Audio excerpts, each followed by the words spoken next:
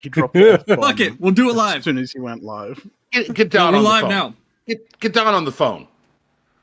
You can't come out of these up-tempo songs and go right into a story about a damn dead dog. What's up, guys? That's lost on me. I have no idea what that's reference to. Oh my god. Oh, Get Bill out. O'Reilly. Get out. You have to No, leave. well, the one I was doing was Casey Kasem. He has this complete meltdown on his radio show. And it's pretty funny. Okay. So, we're going to address the elephant in the room right now, or no? Are Do we it, talking Susie. about Do the it. thems that are attacking our hobby? Is that the elephant you're talking about? No. Oh, okay. Okay. No, that elephant Now- is very well camouflaged. Now that I have had a minute, now that I have had a minute to collect my thoughts, I'm going to say this. Because I'm sure some people are going to end up here because I'm pretty sure Valrak is still fucking streaming. Number one, I don't have any problems with any big content creators. I don't give a fuck about Major Kill. I don't give a fuck about Valrak. I don't give a fuck about Luton. I don't give a fuck about One Mind Syndicate. I don't give a fuck about your favorite creator. None of them. That's a very Because, specific list. Do you have a problem Didn't with you do a whole this? video about this? yeah, Yeah, just watched it. what I was saying is that people take big content creator words as gospel, right? And watching Volrak react to my video of me giving my opinion and seeing his army of sub-IQ idiots that are just yes-manning and nodding along is exactly what I was talking about. Because I have always said, and I have said that with you guys and without you guys, that I want people to think for themselves. I don't want anybody to watch a content creator and just go, this is how I'm going to think, and this is what I'm going to spout for the rest of eternity because my favorite creator said so. Whatever you say, Weezy. No, don't do that. Okay, whatever you say, Weezy. Second, the reason I brought up him saying, oh, I didn't know this was going to be inflammatory, is because I refuse to believe, and I see he's still doubling and tripling down on it, and that's okay. Because if that's truly the case, then it is what it is. But people, in general, as content creators, will say shit and just kind of leave it floating out there and want the engagement. Watch it blow up. Watch it turn into a fucking dumpster fire. If I go out tomorrow and make a fucking video on female Space Marines and why we should have them, I know it's going to blow the fuck up and everybody's going to be killing each other in the comments. Plain and simple. And I've only been doing this for what, like a year?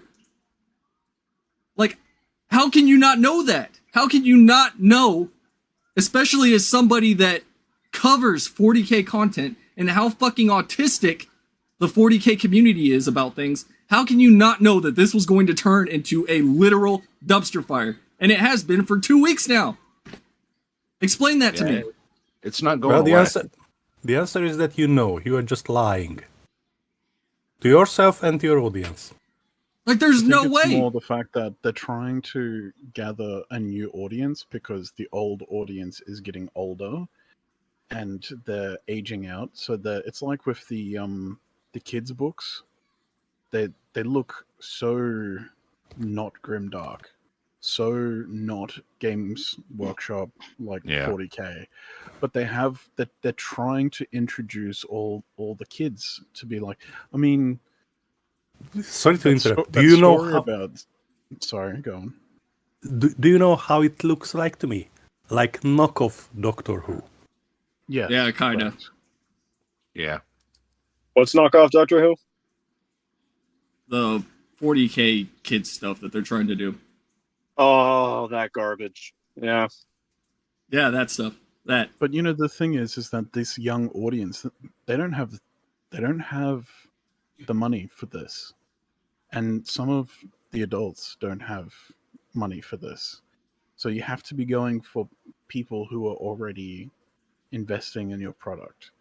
It's like, Well, okay, well, also- these female custodies, they're going to piss off the current audience that's actually buying our IP. Let's not fuck this up. Yeah, and also, like, I mean, you don't need to dumb things down for children or make everything sterile for children. Like, I grew up on shows like G.I. Joe, Gen 1 Transformers, The Clone Wars, all that kind of stuff. Hell, even Robotech. Granted, Robotech is not a kid's show, but like all of those things had death, violence, brutality, loss, grief, those kinds of contents. Yet it didn't mess me up as a child. It showed You the sure about reality. that? I'm not. I haven't done a Columbine yet. I So think I'd say people not are stuff. too soft. I think people are too G.I. soft Joe on was not kids. violent at all. Like, No, it wasn't. See, No, the it thing wasn't. is, G.I. you Joe's look. like I think the finale episode of G.I. Joe was the episode with the window washer. You know, the Viper's coming to get you. I'm going to wipe your windows.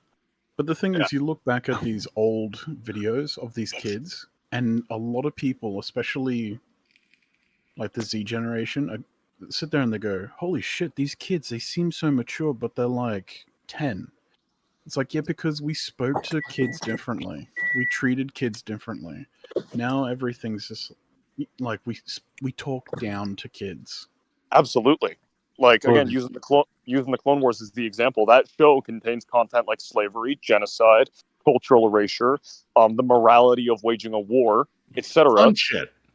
Yeah, but it's packaged in a way that's not. It's not Saving Private Ryan. It's not 300. It's not Game of Thrones, and yet it touches on very similar content to those. It's just packaged in a way that children can be exposed to it without being, traumatized or terrified. Yeah, The I know we're Warhammer going. Adventures is not that. It is dumbing down the Warhammer fantasy set or the Warhammer 40K setting into something pathetic and weak because they assume children need to be pathetic and weak. No, Yeah, they don't need to be. You just can't traumatize them. Look, I know that we've gone off subject and we've gone on a tangent, but I just wanted to lastly add, it's not even just for children anymore. It's for adult millennials as well. Mm-hmm. You know, it's this whole. You have these what are they called? Dinks. They're like adult children. Oh, dual income, no children. Yeah. Yes, it's that whole thing of we're even talking down to adults instead of going, hey, maybe start acting like adults. Like, you can still have your interests, like the Warhammer hobby and Gunpla and all of that sort of stuff. But yeah, it's weird, man. It's so weird. It also creates this weird thing of people going, oh, I can't take any accountability because I've grown up. I've basically been babied this whole entire, you know what I mean? Look, I know we went off on a tangent, and that's okay. Yeah, sorry. Because I want Sorry about that. I want y'all to speak. I want you to be able to talk. I'm just saying that in you're this pissy space about parasocial relationships between creators. Oh yeah, and I the fucking audience. hate parasocial. I have a whole fucking video about parasocial relationships. I hate that fucking shit. I don't love any of you. I just want you to know that. I don't know you. What? What? I don't love y'all. Wow. We're never gonna hang out. I appreciate you watching my videos, but we're not friends. I don't know you. That's the most love that I've ever received in my entire life. You're welcome. I'm glad I could thought be I could that just- person for you. I'm glad. That's I could first. just I don't randomly know show up you. at your place. I thought I could just randomly show up your place at dinner time and expect a table or a seat or something. I mean, You're gonna catch a Shocking. slug is what you're gonna Okay. do. I have a very angry dog, in case you didn't know that. So I'm warning you now. But yeah, no, you're fine. Y'all are fine. Y'all and I talk about on a regular basis, but I don't have some sort of relationship with my audience. And I've never had in fact, I was gaining subs specifically for saying I don't have a relationship with you. I cannot be one of these creators that the end of every video says I love you all very much and I'm always going to be here for you, because that's not the case. We And should sign anybody- up with eat a dick. If I could, I would. All right. This is Because Blue's Clues. My comment section is an equal opportunity of I fucking hate your guts and I love your content. And guess what? I'm not sitting there moderating comments. I'm not deleting shit that disagrees with me. I'm not doing any of that because I don't care. I just go into his comments to fuck with him. Yeah, I know. I already told you I'm starting the world's smartest cult. But you know, we are doing Jonestown. I wouldn't go Let's that go. far. Less Kool-Aid. I don't have Kool-Aid. enough Kool-Aid for that. I need at least 2,468 packets of Kool-Aid at this point. But The fact that he's counted them out now. I've got the numbers down. I'm just saying. But I don't. You know, some of these channels have to put on there that like their content is for children, right? So that they can skate by the algorithm and get more people in and get more numbers and this, that, and the other. Mine specifically says not for children, right? Which gives Why me. am I here? Yeah, well, Maybe we I need to forgot do you're this. the only fucking child here. It should be not for human consumption. But like, you know, I've never censored myself. I've always given my opinions on shit, and that's just what it is. My opinion. Like, I'm not expecting anybody to go out and do anything, or hate another creator, or attack another creator, or whatever, right? If I do a video, let's say I did that video on Major Kill and Wes Hammer, right? All it was a rundown of what both of them had said and done, and then, like, at the very end, what my opinion on it was. And that was it. Right?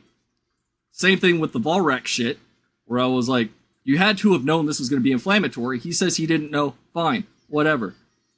But that doesn't change the fact that 99% of the people in this space doing exactly this do it for that reason.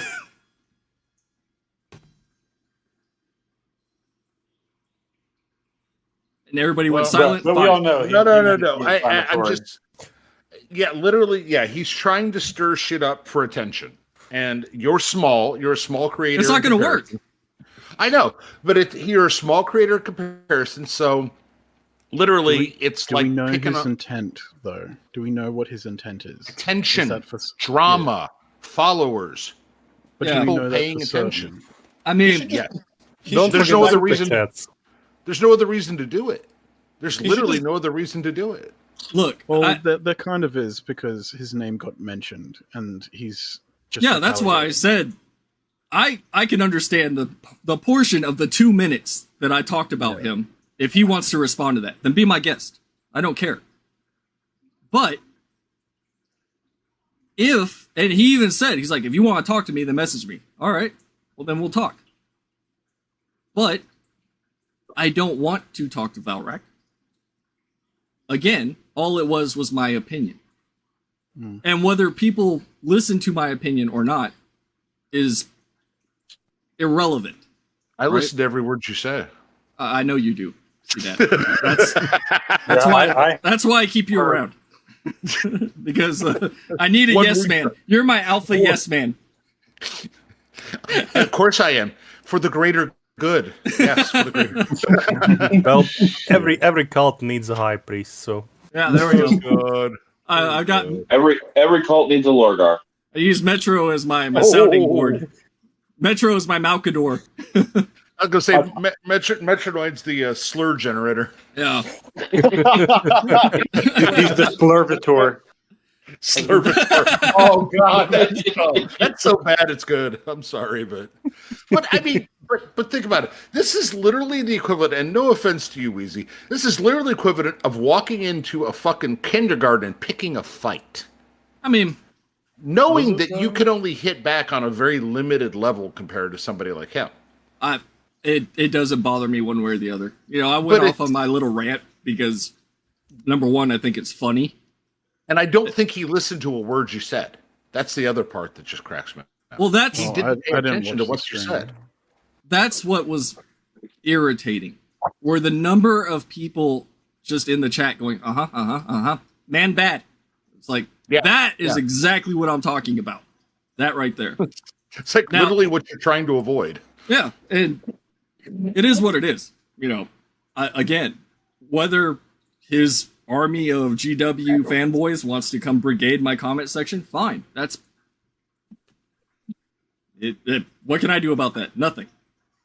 Just like if any of you guys were to go to his live stream and start talking shit, what can I do about that? Nothing. Yeah, you're not going to police me. I know I'm not. I'm not going to police any of y'all. You people are like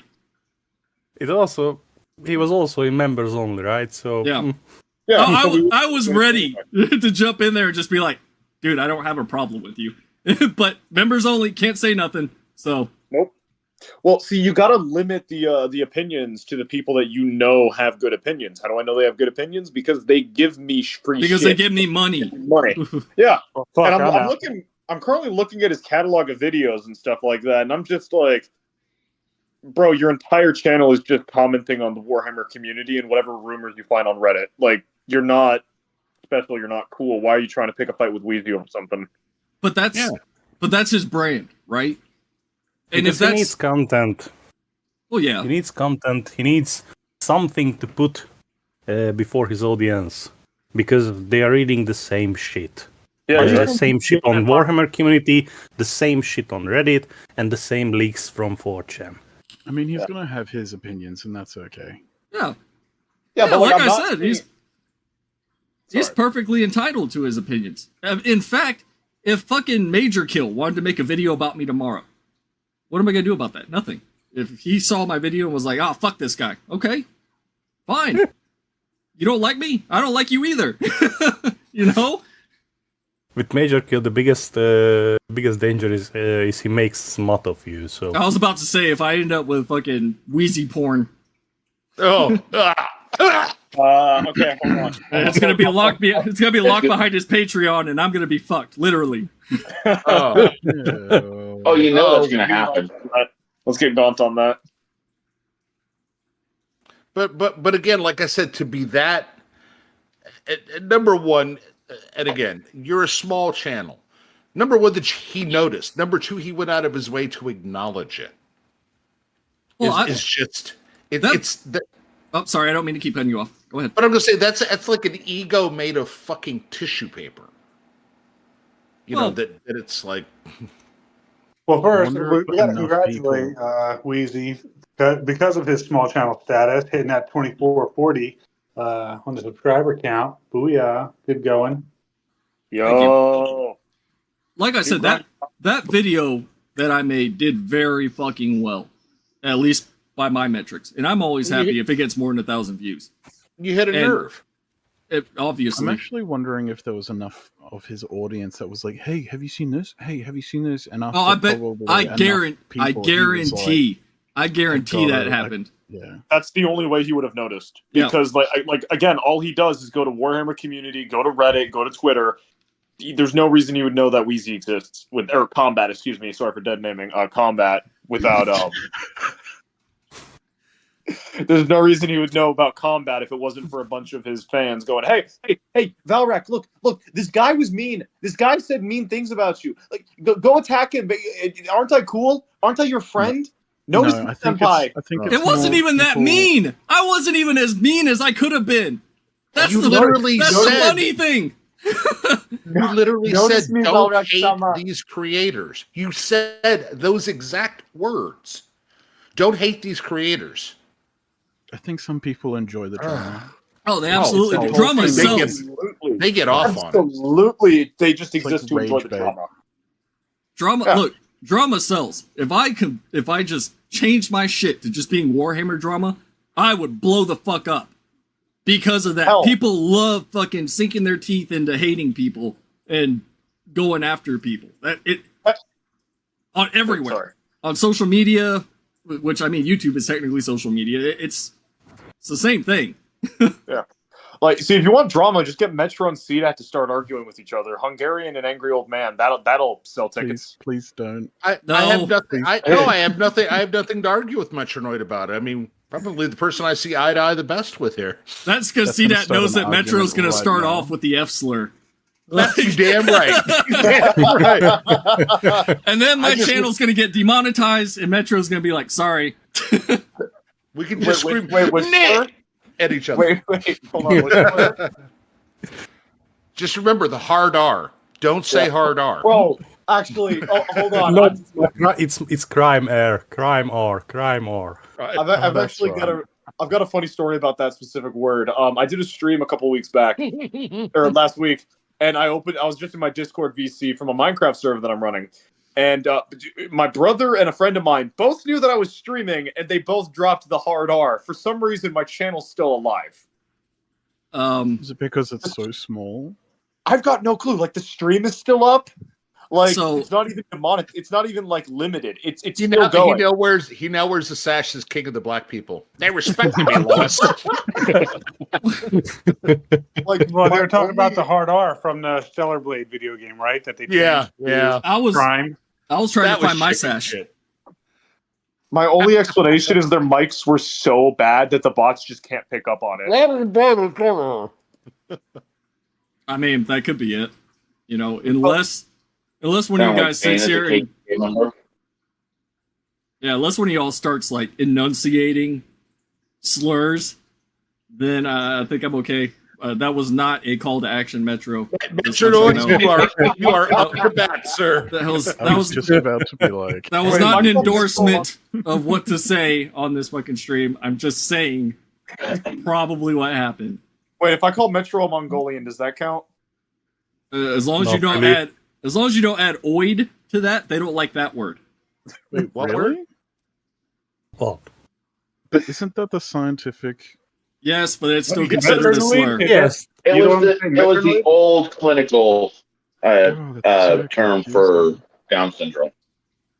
Oh, was it? Yeah, that's a no word in the social media. What word is it? Retard. No, No, Don't say. Okay. that. Yeah, no, we're not- That is- look, just- we're not gonna play fucking chicken with slurs on this stream today, okay? Just fucking god damn it! The American Yeah, do you guys language, see Twitter banner? the American language is filled with such pussies about speaking the fucking language. Fuck's sake! Look, I God, I love this. Big bitches. Big bitches. What if we spelled it Mongol 0ID? macaroni. Yeah. Somebody changed Metronoid's name to that in chat. I changed my name already. What? Yeah, you did. What? Perfect. Oh, that's perfect. I'm not doing that. Oh, I'm not doing no. it. God damn it. I'm gonna get so much shit for this. I already know. Like the Valrak fanboys are gonna come watch this stream. They're gonna be like, "What the fuck did I walk into?" They're gonna be like, Let 'em. actually, Let them. This is our content, right? I have always said I'm never gonna censor myself except when it comes to slurs. Thank you, YouTube. I'm not gonna drop any slurs. That's why you got Metro here. He says the slurs. I can't stop him. I've Yeah, never, he's in gonna fact, I've cut never him off. stopped him before. As long as we don't talk I- about I- Cerberus XT, I think we're safe. Speaking of Cerberus, oh shit. Let's not talk about that, please. aw, Unless you have something relevant that involves him, I don't want to talk Easy. about him. Just he's a one bitch. question. I will bring up my Twitter, but can you bring it up on the screen if I send it to you? Probably. Okay, wait You- a moment. Like where are you sending it to? Is the question. Well, to you. I think I will drop it in the Like group carrier chat. Yeah, pigeon. if you do that, I can pull it up. Pony Express. Just like some Okay. dude in like a bunch of heavy furs, stinking of blood and meat, just like knocks on Combat's door, and it's just like letter from Metro.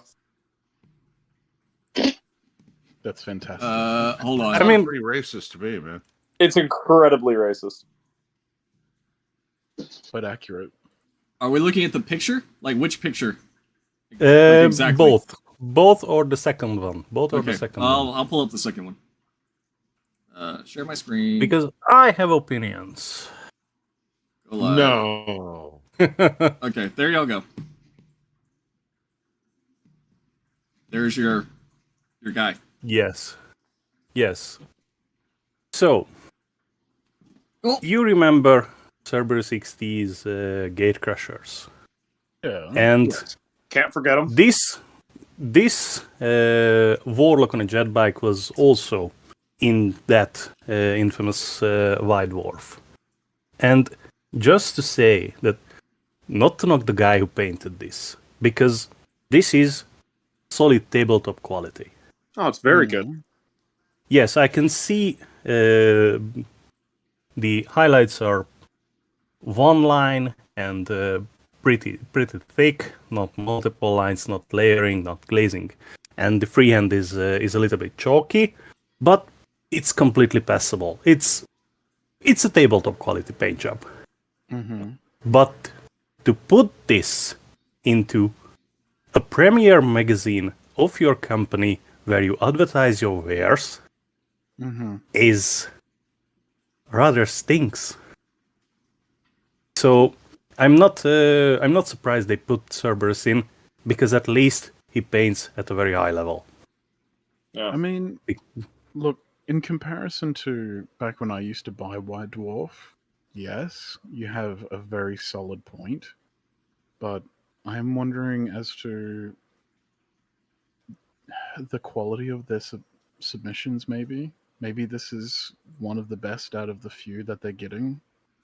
This is from a White Dwarf staffer who is there or was there for 25 years. So Okay, so someone that works. So it's in-house. So it's nepotism. Yes, nepotism, but then again, what kind of quality are we talking about? Look, Because I could see this at a game store and someone putting this on the tabletop. This isn't something that I would see put into a competition. I mean, I thought White Dwarf was all about, people aspiring to be, what was it, the demon? Golden Pardon? Demon, yes, this is Golden just Demon? This isn't Golden celebrating Demon. mediocrity. This is just celebrating mediocrity, because you have the heavy metal team, the in-house painting studio. They can knock out They can knock out something to put into the magazine, take photos of and put on the table. Especially if they've got like a new mini that's come out that they can just smash out and be like, hey, look at this. So, I hate to barge in because this is still ongoing. So Valrak responded to me. Oh, and he said I was never mad. As I stated in the response, I actually don't care what people say about me. What I care about is people saying things about me that are not true, which you said I had nice connection with Games Workshop, which is not true. So my question to Valrak still stands, is so you have never received anything from GW ever at all? Genuinely asking. I thought he did. I thought he did too. So, depending on how he answers that is how I'm going to respond. If he tells me he's never gotten anything from them, ever, that implies that he doesn't have any sort of relationship or connection to Games Workshop, right? Yeah. If he tells me, oh, they've sent me free shit before, then yeah, you have a fucking connection. Now that you mention it, I can't really think of anything specific, because I remember I used to watch him when he was doing a ton of painting stuff, specifically his last wall, and everything that he would bring up, it was always something he had purchased. I can't. And you're right. He just answered me. He says, no, I've never received stuff from gaming companies like Focus. GW itself has never talked to me. At one point in my life, I thought it would have been cool to be part of their program, but as you stated, which I agreed to, I didn't want anybody saying what I can and can't say. So, yeah, that's a good response. That is a good response. In fact, I appreciate that response because that means he's being honest. Oh, baseball. And, again, I don't have any problems with Valrak. So, if my video comes off as an assertion that Valrak is doing something wrong, then I was wrong. And I am more than happy to admit when I'm wrong. In fact, half the time I'm arguing with you motherfuckers on something or another. But that's true. So you're never wrong, though. I'm not one of those people. I'm not going to do a double down video where I continue this. You're not going to pull a shot of her today. No. Wait, so, Wheezy, when you're talking about the video that you talk about Valrak, are you talking about the video where you say he should have known what was going to happen? Well, is that the video? yes, yeah, that one. About the Coyotes? Yeah. Yeah, no, you are Magnus in that situation, my friend. You did nothing wrong. Well, apparently, according to Valrak, I implied that he has a connection to Games Workshop directly. Dude, Which well, I he's cleared it up. So Valrak it's- indirectly implies that he has a connection to Games Workshop. You go through the last, I don't know, 5-6 years of his videos where he's talking about rumors, right? Even if they happen 3 years out, right? You look at them. You tell me how many of those rumors that he talks about are actually wrong. Other than the ones A that good he number. specifically states he doesn't trust the source. Tell me how many times he's actually been wrong. He has to have a connection with GW somewhere.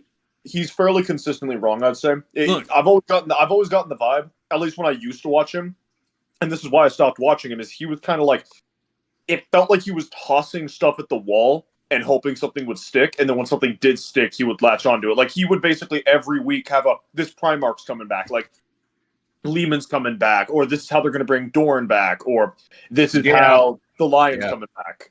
And again, maybe the last 2 or 3 years he's tightened that up and gotten a little bit better, but like last time I watched him properly, which was, I think I was still in high school. God damn it, Valrak, where the hell is this Dark Admech army that you keep promising me? Bro, he's freaking yeah, exactly. Look, he said he doesn't. Fine, he doesn't. And if he felt that I was calling him out directly, that wasn't my intention. So I'm going to drop it because I'm not a drama channel. I don't perpetuate drama that isn't created by me. Before you drop it, Combat. He put out that disingenuous statement. I never had any idea that putting up divisive content would equate to rage engage and and increased numbers. Bullshit. I'm calling bullshit on that. I still stand by that, but I have no reason to beef with another creator on YouTube. That's not my content. That's not what I do. So, can you do a favor and ask him when his last wall army is going to get finished, or if it's already finished, when that video is? I mean, you can ask him. I'm not. I'm joking. I'm joking. Don't worry. Don't actually do it. I mean, there are people that are saying the same thing directly to him. Is that he spent his entire time on YouTube dropping links from somewhere that some of which I don't know. Was that Reddit posting though? He's just taking things probably, but again, that's besides the point. I again, for the 5th time, do not have any issues with any content creators except for maybe Tipster. I don't like that fat fucker. Outside of Tipster, he was probably one of the first variety streamers that I ever watched on YouTube, and then he sort of drank the Kool-Aid and fell off a cliff. And yeah, it's not good. That is the definition of low count at this point. But does Shane not count? Or Shane? Does Shane not count? Nah, I don't give a shit about those people either. But On the positive side, this has all been cleared up. Yeah. He said he doesn't. Fine. I have no reason to make another video saying, "Oh, Valrak said that he's not a GW show. Here's the top 10 reasons why I think he's lying." That's make sure you have loud music blasting over your words. I'm gonna have to have like the FaZe Clan intro, 40K tuber reveal or some shit. I gotta fucking do a fanfare. That's not what I do. He said what he has to say. I said what I have to say. Take it or leave it.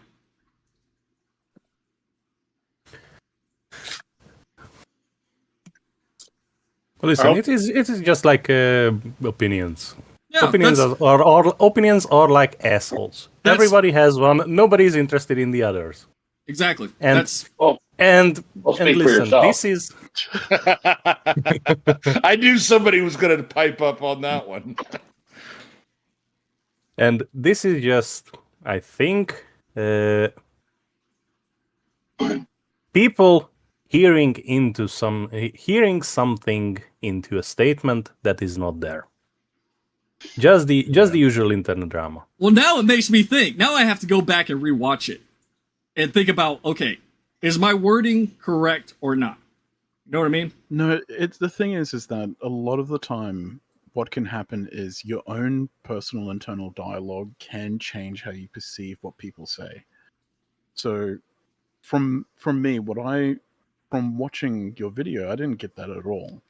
But some people may have taken it as a personal attack, but that's from themselves. That's on them with their own personal internal dialogue. Well, I even said at the beginning of the stream, I was like, my intention was not to be like, oh, don't listen to any of these people ever. It was more along the lines of listen to them, but come to your own conclusions and maintain your own opinions instead of somebody saying, oh, no, don't worry, this is okay. Oh, yeah, but if you think it's not okay, don't just fall in line. You know what I mean? I remember that because you were like, oh, I listen to Destiny and Vosh and sometimes Timpool. Like, you tried to keep a balanced opinion. And you even said sometimes they bring something up that you wouldn't have thought of before. And you're like, oh, that's interesting. That's made me think differently now. Well, I think that a lot of, and you see it with a lot of big creators. And since you brought up Destiny, Destiny's fan base is almost fucking cult-like. In their, oh yeah, dude, DGG is fucking bonkers. Wait, aren't they basically just socialists? So that would just inherently make them cult. Not. Or am I thinking? I think you're thinking of Hassans. Hassans are the hardcore, far left, insane shit. Okay. But Destiny's fan base is almost, and yeah, they give him a lot of pushback on things, especially if it's something that steps out of line with like leftism. But for the most part, a lot in those communities, though. Yeah, oh yeah. But for the most part, any time that he does like a debate, even if I sit there and I'm watching this going, wait, he didn't make any good points at all. They'll still sit in there and like spam how Destiny 1 is the greatest ever.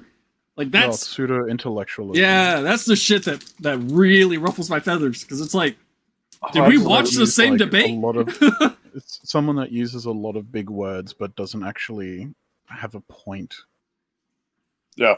Well, it's really easy to do. I mean, it's a fantastic debate tactic to sit there and just talk over somebody really fast and throw out a bunch of big words and then just talk over them the entire time like this, the whole time to where they can't even answer. Then that's the master debate. Oh yeah. It is a tactic, yeah. He's incredibly good at that. It's a very Radholm thing to do. Just throw in like the Hegelian dialectic and zeitgeist and all of these other buzzwords, like just to make you sound super fun. Say straw man a lot. Yeah. And ad hominem. And screech, right? And yell. Rad hominem. Rad hominem. That should totally be a show. Immediately talk over them. That's how they win these so-called debates. Speaking of debates, did any of you watch it? No. Nobody watched the Wick TV debate that I put in there? Nobody? No, I was watching Lord of the Rings. Oh, fuck Give me you. a break. Have you put it up in the last 3 days? That's my work week, so. Oh, fair. I've been eating protein chips. Look, all I have to say is that that debate or that panel was pretty good. And shout out to Danny. We've talked to Danny before. Danny did not let Radholm fucking run with the gender ideology shit. Like, he shut that shit down so fucking fast. It was insane. Because he managed to keep it to the point and like on the subject instead of things trailing off. That's where it started to trail off. Because Radholm basically tried to bring up that the Chudhammer side of things are the ones that are the bad people. What was his argument? Oh, it's the same ones that he had when he debated Arch and everybody else. Anytime he talks to them online, it's the same talking points every single time about how, Was it just personal experience? I guess. How he's a circus clown? Yeah, that came up too. But, the thought of, or the mention of Shay came up. And Danny was like, he. And Radholm was like, no, you need to use their correct pronouns. You need to be respectful. And then Danny was like, I fucking hate that person. Why? No. It was... It's not... But listen, fuck it. Respect is earned. It's not given carte blanche. 100%. I'm not going to respect you just because you demand it. I'm going to despise you because you demand it. Yeah. I mean, that's... So... the thing is, it's going to draw a line in the sand because it's an inherently leftist belief system, and if you're telling, you're not asking, because even if you ask and they go, yeah, no, sorry, I don't believe that, so I'm not going to use their preferred gender pronouns, it automatically makes you the bad guy. It's also incredibly hypocritical because their whole thing is my truth, my truth, my truth. It's all about. I fucking hate that. Right. Their whole thing is about every individual person's experience matters equally. Well, what if it is my truth? Because So it's no, just fuck the you, truth. doesn't. Right, doesn't. but let me get there. There is universal truth, there is universal grammar, and I'm not going to rape either of them to placate your feelings. Absolutely. Fuck your feelings. Absolutely that. But they're also not internally consistent because all truths, by their standards, are equally valid. So if your truth is that you are a woman and that you should use she, her pronouns, my truth, which is rooted in Christian values, is that no, you can't do that. That's not a thing. Yeah, you just don't believe it, or yeah. So if you try to force me to say to give you your, if you try to force me to say your preferred pronouns, then you are impeding upon my truth, and thus you are a hypocrite. Authoritarian. Absolutely. You do not believe that all truths are equally valid. You believe that some truths are superior, ergo you're a hypocrite. So why should I care about your truth if not every truth is equal? And I can explain why my truth is more valid than your truth. Plus, I guarantee they will not respect yours. Yeah, exactly. Well, Even a little don't by calling you sis. Yeah, they'll call you any insult they can think of and just be like, well, you're this, you're that. I mean, come on. I literally got pushed into a corner being called certain slurs on Twitter, and then they turned around when I replied with a fairly innocuous comment, and all I got was mass reported and banned. So there's the respect is not mutual, and if you're not going to never has try, I know, but if so, they can demand, they can scream "It's ma'am" at me all they want. I don't care. I just don't give a shit. The problem is it's you've got two people from different ideologies that can't come to a agreement. They can't even go, look, let's just agree to disagree and move past it, and then actually talk about what's important. It becomes such a hyper fixated subject that people can't move past it. I mean, look, all this us versus them shit always devolves into something extreme, you know. Like, well, that's the new norm because both sides do it. Yeah, absolutely. And I see this fucking God Convoy dude in my chat. I see you. And I read your comment on the video. I have already talked about Valrak. Sorry, since you want to call me on my pronunciation of Valrak. We squashed it. There's no drama with me and him. I've said it multiple times. So if you want to keep perpetuating it into something that it's not, then be my guest. Look, it doesn't matter. Look, this is just another person trying. I know. I'm just saying he's the last comment I saw, and this is prior to everything that I said. If he wants to keep it going, then be my guest. You can just screech into the void. I'll go back to the moment when I actually tried to defend bits. Oh God! I know. What? And I've defended bits too. You forget about that. I said, "Hey, yeah, that's true. Very true." What is wrong with you people? What is wrong with you? No. Okay, this was the problem is that he has a backbone. Bits. It came down to, and I don't remember the exact details, but it was somebody running his military service because he is a veteran into the ground. And I stood up and I said, no matter how I feel about him, don't go there. All right. Yeah, he put the uniform on. He made the decision, and he didn't know what could happen during his service. And that son of a bitch turned around and stabbed me right in the back. He unblocks, throws all these slurs and rages at me, and then blocks again. And I'm like, I'll be damned. You know? I mean, it's like, all right, dude, whatever.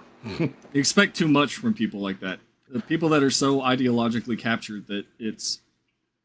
I called him out, he goes, "Oh, is this what the Brotherhood is like?" And I'm like, dude, are you kidding? You've been shit talking me from behind a block. The same thing happened with that lefty Jesus guy. Yeah. Where his meltdown was beautiful. He got blocked by Serb for giving his opinion on Serb, and then he went on a rant, and I was like, I don't want the fucking chuds applauding me and following me and saying I did something good. Like, what the fuck? I was like, well, at least he's honest. Yeah, that was a beautiful fucking meltdown rant. It's worth watching if anybody wants to. Oh, I know. But all I can say is I made the effort.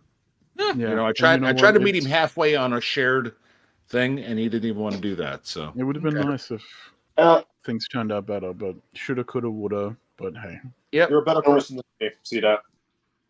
Nah, man. And one of the most frustrating things about a lot of like the more moderate people who have aligned themselves with that side is they are so close to realizing how we actually are. You know, and they don't quite realize it. Yeah, you can almost see the moment of clarity. I think what happens is that Lefty Jesus was almost self-aware for a moment in that 1 minute 24 second video. Just for a moment, almost self-aware. Yeah, almost. I'm sorry, I keep trying to say something. So I think what ends up happening is that they see Chud Hammer, or I guess our side, inverted commas, as a collective, as a group, because they see their own side as that. True. So when that's a fundamental principle with their side. Yeah, exactly. So when you have one person that, you know, goes off, isn't really part of our community, goes off and then does something or acts in an abhorrent way or is disrespectful, they suddenly go, "Oh, you're all like that." Because we're not a collective. But the thing is, we're going to have disagreements, and it's going to be like, okay, well, you know what, let's just agree to disagree. Yeah, for the greater good. And well, I think another thing that happens too Space Game is to use a term that probably is only Americans that understand. When one of us, so to speak, goes off the reservation, it just doesn't compute with them. It just doesn't compute with them. It's like, wait a minute, what just happened here? Case in point was the garlic bread heresy. Wasn't that all just a joke? Yes. I thought that was just a bit of fun. Yes. Wait, the what? Yeah, it was the garlic bread heresy. Oh, yeah, they did. They really thought that was real. I forgot, yeah. Yeah, they thought that was real. They didn't know it was just everybody shit posting. And that didn't compute with them. And it didn't compute with them because that side is so humorless and hive-minded. Well, that's why some of the group members get sacrificed so they can all go, "Oh, we don't do that." It's the same. Yeah, and it's like. No, I was going to say it's the same thing.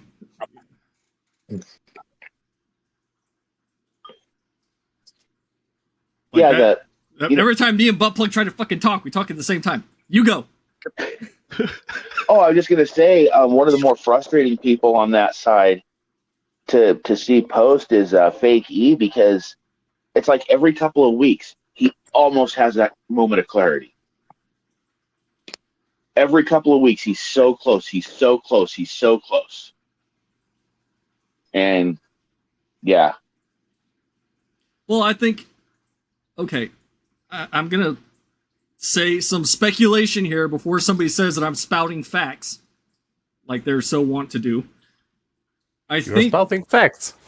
This is my opinion that people, especially on the left, and I'm seeing that a lot because I am in a space with a bunch of people that are on the left. Like they're undeniably leftists.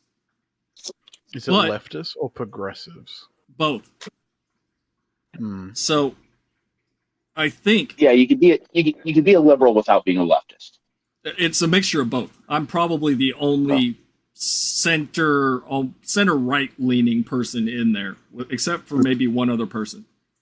Oh, so you're a neo-Nazi. Yeah, yeah. Sorry, what was Damn, the he really what was the dropped phrase? Fascist bigot is my my label now. But Ugh. you know, talking to some of them, it's that a lot of these people, with the exception, and that's why I've told y'all multiple times that I used to fucking hate Brianna Wu. Up until like the last couple months, and that's just because I can see a shift and an admission of all this rhetoric and social justice shit that I used to believe in has turned out to be something bad, especially in that space. And don't get me wrong, the lefties are fucking rabid about Brianna Wu right now, just because of the Israel-Palestine shit. And I can respect somebody going, all right, look, I used to believe this, now I don't. I still believe this part of it, but I don't agree with all the crazy shit that everybody else is doing. You know, it's kind of like my view of right-wing people, but I fucking hate groypers. You know what I mean? Like, there's always this section of too far in the wrong direction to the point of, all right, this is where the line is. You know what I mean? And a lot of those people on the left are scared to cross that line. They're scared to give their actual opinions because they know that once they do, they're going to get turned into a fucking pariah and everybody's going to eat them alive. Because that's what they do. It's the constant escalating purity tests. Yeah. Mm-hmm. That, well, and you know, the thing is, people aren't the same person they were even 5 years ago. So people's opinions are going to change. So I'm not surprised Brianna Wu has changed her opinions. I'm not either. And in fact, I think it's a good thing to move away from all the crazy shit and come back towards the middle, at least. And it's the same. Or just change as a person. Yeah. Sorry, I was fucking. I I was fucking with butt plug. I was going to say, holy shit, he's having a fucking stroke. Why would you mess with butt plug? What's wrong with that? Gonna have to get the conch and just pass it around. The talking stick, but no, and you see that right now going on because the purity testing bullshit. You see that happening with like the Ben Shapiro, Candace Owens, all that shit that's happening. That's a shit show. Freaking hate Benny Boy right now. I do not like Benny Boy right now. Yeah. I never it's really have. It's happening on both sides. So it's not like this is something that's unique to the left. You know. No. Well, it's because when you get the reason why the left, the reason why it happened more with the left is because they were in power. They were the dominant side, and so they were, they didn't really have to do anything. And so once they hit that certain level of power, people started like going, "Wait a minute, what the hell is going on?" Like the whole lesbians and trans thing, or the feminists and trans thing. Actually, is a better angle with that. Where, wait a minute, hold on, we want women's rights. But now our bathrooms are being invaded, our sports are being taken over, job opportunities are being taken from us, etc. By what is a biological man, by objective fact, even by the writings of John Money, is a biological man. This is bullshit. It's the same thing with the right. Originally, the right was just trying to push back against the overwhelming power of the left, but now now that there's kind of like a level of success, everyone is starting to kind of clash now that, there's room for people to have discussions about things. Like in the case of, Candace Owens. She is more of a centrist Christian, whereas Ben Shapiro is centrist, center-left, depending on what definitions you use, Jewish. Those two individuals are going to have very different standards of things, and if you have a personality where it's my way or the highway, you're going to clash. And then you multiply that with about 50 to 60 different major platforms and profiles, and you've got what's basically happening to the conservative movement right now. Kind of reminds me of that study with the left has a outwards of the tribe, whereas the people on the right have an inwards for the tribe. It's why the left are so their importance on taking care of others, or like, immigrants, or like, people that are different from outside of the tribe, like the nuclear family. Yeah. I mean, Like which is nice. Like, don't get me wrong, I like the fact that, help others and stuff like that, but it shouldn't be at the cost of your, cutting your own wrists kind of thing. Well, remember, these are the same people that objectively value space rocks more than they value their own families. I value space rocks. More than your own family? No. Yeah, that's what they do.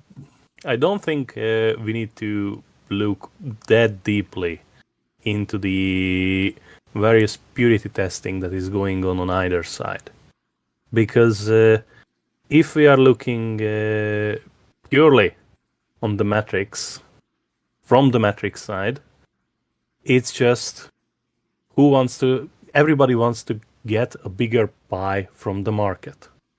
And how can you do that?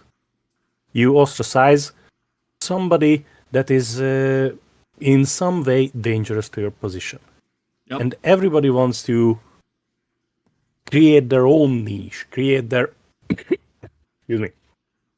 own audience. And with the internet, with the various social media sites, with the various streaming sites, not just Twitch, Geek, Rumble, Odyssey, YouTube, whatnot, you can do that. You can have your pay picks, you can milk them to your heart's content, and you can give them the content they desire. And aside from the ideological, that is, I think, more prevalent on the left, the monetary motivation that is the bane of the right is what we are seeing now, and why is the fracturing so sudden and so publicized? Probably geopolitics. There's, like, with the whole Candace Owens thing, like, that created, the whole Jew thing, just, like, really created something that really didn't have to be a thing. Like, you're talking about the purity testing, if it's like, well, if you're not for the Israelites and stuff like that, then you're against us. Well, this is the same thing that I was saying, I think the last time we talked about this, about how this is just proven horseshoe theory. To the point where your far left Antifa people are so fucking close to being right wing groypers that it's almost fucking touching at this point. Oh yeah, it's like what you said last time with the segregation stuff. Yeah, and it's insane, and it is insane. They arrived at the same point, but from different directions. Different directions. Yep. Yeah, the perspective. Yes, they are. Sorry. Pro segregation, anti-Jew, anti-money, and every power to the state. Yeah, that's from both sides. I don't understand. Yeah. Speaking of, Man vs. Minis, who's been sitting there muted, had a run-in this week with the far left people for the first time ever. Oh, fun! What happened? And you know what? And they were mad at me for the wrong reason, because not one of them read my email. I don't care about a female custody. All I want is consistency. I don't want a shoehorn, right? But my email was about the heavy-handed, one-sided blocking that the social media account was doing, because you had people on both sides who were saying very tame things. You had people on both sides saying very vulgar things, and only one side got blocked, and that's what my email was about. Massive dog pile ensued. They're mad at me, by the way, for that. Yeah, mad at you. Yeah, for pointing out that the social media manager for Games Workshop worked for the government, for the UK government. Yeah, he had 6, they were accusing you of doxing. Yeah, I'm trying to say that. I was trying to tell people to harass them and all this other shit. I was like, look, I would have posted his address, his fucking phone number, his face. I'm just saying, listen, publicly available information that you can Google in 2 seconds is not fucking doxing. Listen, doxing is digging up, for example, Benoit's address from the internet provider. Not doxing is campaign, leaking his own name and address because he fucks up Internet Security 101 when setting up a donation. So, if a social media manager puts his work history on the internet, on a public website where everyone can access it, it's not doxing. It's common stupidity. It's dumb fuck. Yes. But yeah, like, my whole point with that, and I even brought it up, was like, I'm not saying this guy is a bad guy. I'm saying that the tactics that's currently being used by the social media team for Games Workshop is kind of mirroring exactly what somebody that worked for the government would do, which is block people, mute people, pretend it doesn't exist, ignore it. Dude, Okay. The signs. I can't believe you noticed the signs. I have one. You know what's funny? I made the meme, the Be Honest meme, right? So I put up their reply. So basically, the social media account is saying there have always been, for 10,000 years, have always been custodies, but they didn't put it in their community preview that they released on the 26th. You know what I mean? Not one mention of female custodians there. They did mention Sisters of Silence. They did mention several male custodians by name. No females. So like they're hiding this in the replies, but like they're not just being outright or forthright. With point, something that big being leaked, you'd think that like this is huge. It's not a small change; it's a large change. You'd think that they'd be like, "Oh, we're so behind this new change that we're going to be like, here's the forefront, here's a new model, here's the new heads for the." No minis planned. Like we'll let you know as soon as Well, here's my theory. Some of you may have seen that some of the new information coming out, there's been really horrible misprints, especially in some orc books that just came out. Yeah. Yeah, apparently it would be all in English and suddenly there'd be like 5 pages of Chinese. Huh? And then or Japanese or French or German. Something. Yeah. So, okay, what what happened with the custodians was just GW and their usual complete lack of review of their own shit? No. Oh yeah, and I think somebody they just were like, "Oh fuck." I think somebody snuck that name in there, counting on their own lack of review. Yeah, so, I'm just wondering if that was literally. We're gonna play. Well, there was a theory. There was a theory in one of the leaks that Amazon was pushing for the female in power armor. Correct. Cavill was threatening to walk out on this whole project because don't fuck with his golden boys. GW was pushing back, but since there was push for it, somebody wrote it, put it into the codex. It wasn't reviewed. It was printed. It was shipped out, and we are here. Yeah, and that makes as much sense as anything else we've heard. Yeah. And based on their 50-50, either true or false. I'm with Man versus Mini here, because the thing is like they've done this repeatedly with other IPs. They did this with Korra, the last Airbender, whatever that was. Like she was never meant to be in a lesbian relationship. It came out later that the studios were like, oh yeah, they rushed it through. They did the same thing with Adventure Time, the Princess Bubblegum, whatever her name is, and the vampire chick. They made those two lesbian. It's they have these same sort of people going into comic book industry and changing this sort of stuff. It's very common. Yeah. I agree with Metro, and mostly because I'm a brainlet and I follow Arch, whatever Arch says, I believe. And he basically that's what you're supposed to do with Wheezy, you bastard. Well, I've never heard Combat say anything that Arch doesn't say, so whoa, you know. Whoa! Oh, we're already having a fucking schism. We've got a schism. Hold on. I am not an ethno-nationalist, okay? I disavow.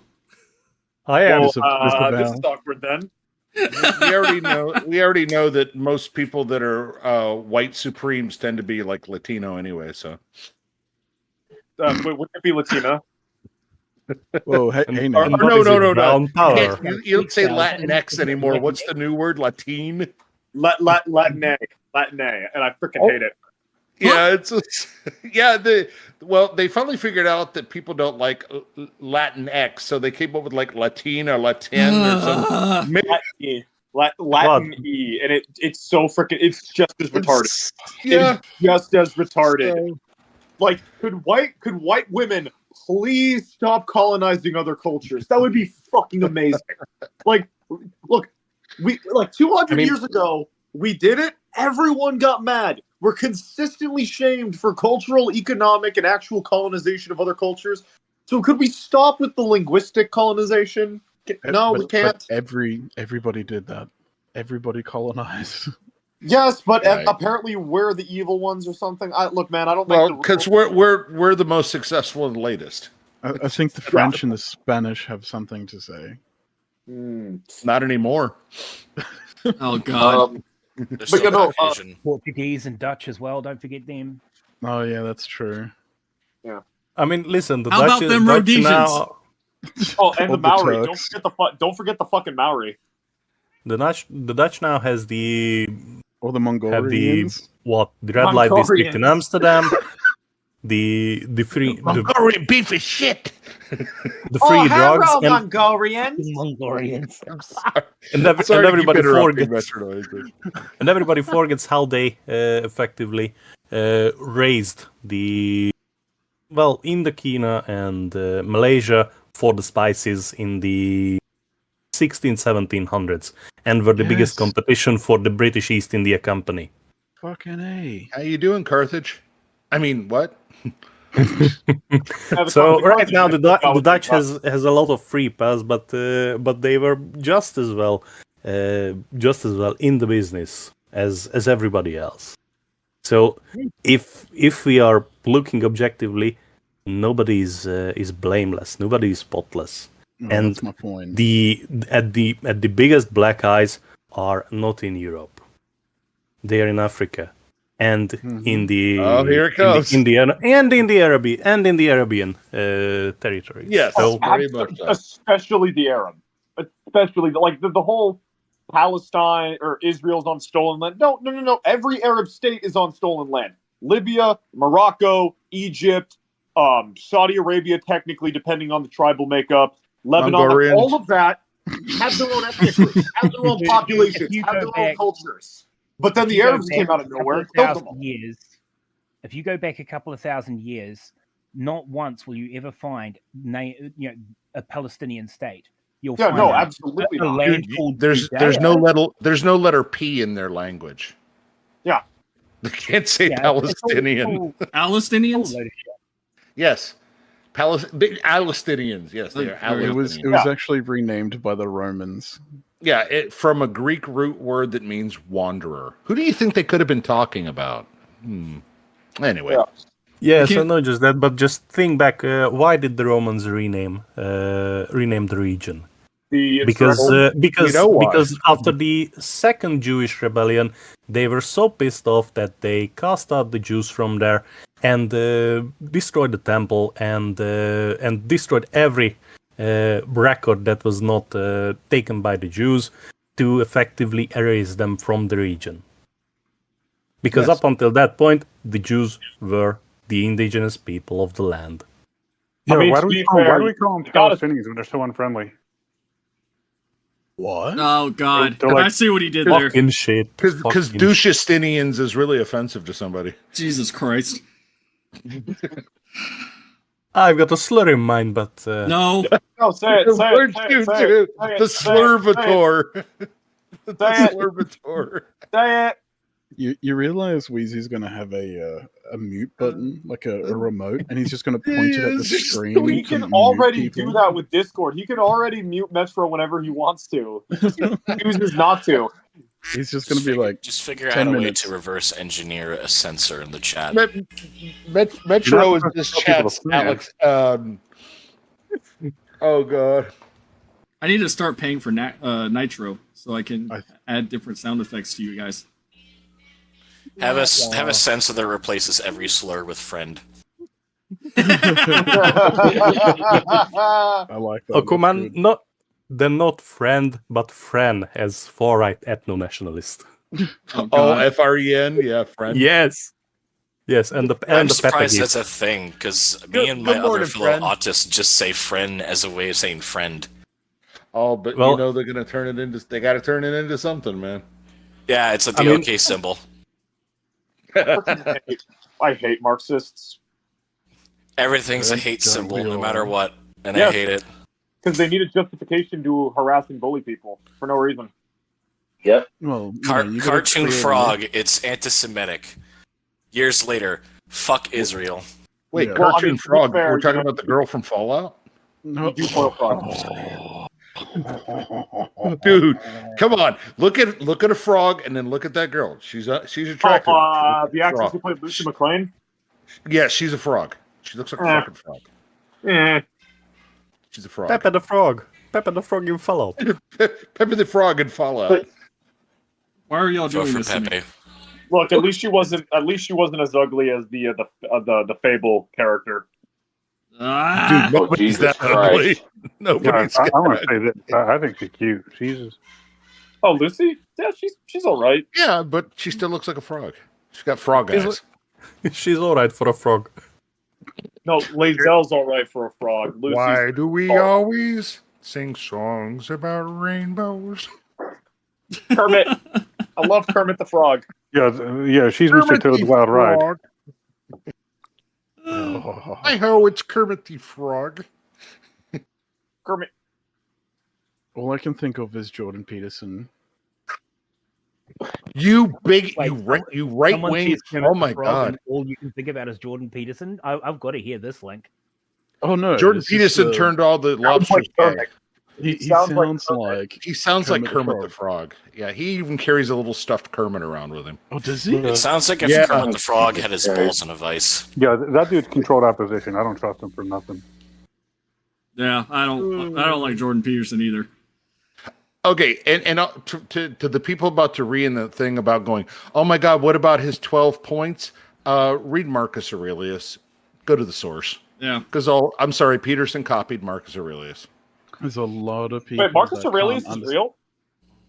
Yeah, if you're gonna read anything, read the Ten I thought Commandments. he was just a character from Gladiator. I didn't realize he was an Are you- actual emperor. You're fucking Please joking. tell me you're He's- wrong. he's- No, he's- no, he's I'm being- actually not. I I don't am believe actually you not for a fucking second. retarded. I Mark- legitimately thought. I fear for the American fucking public education system. If they, Marcus if- Aurelius is Wait. part of the 5 good emperors. I blame the American education system too. Trust me.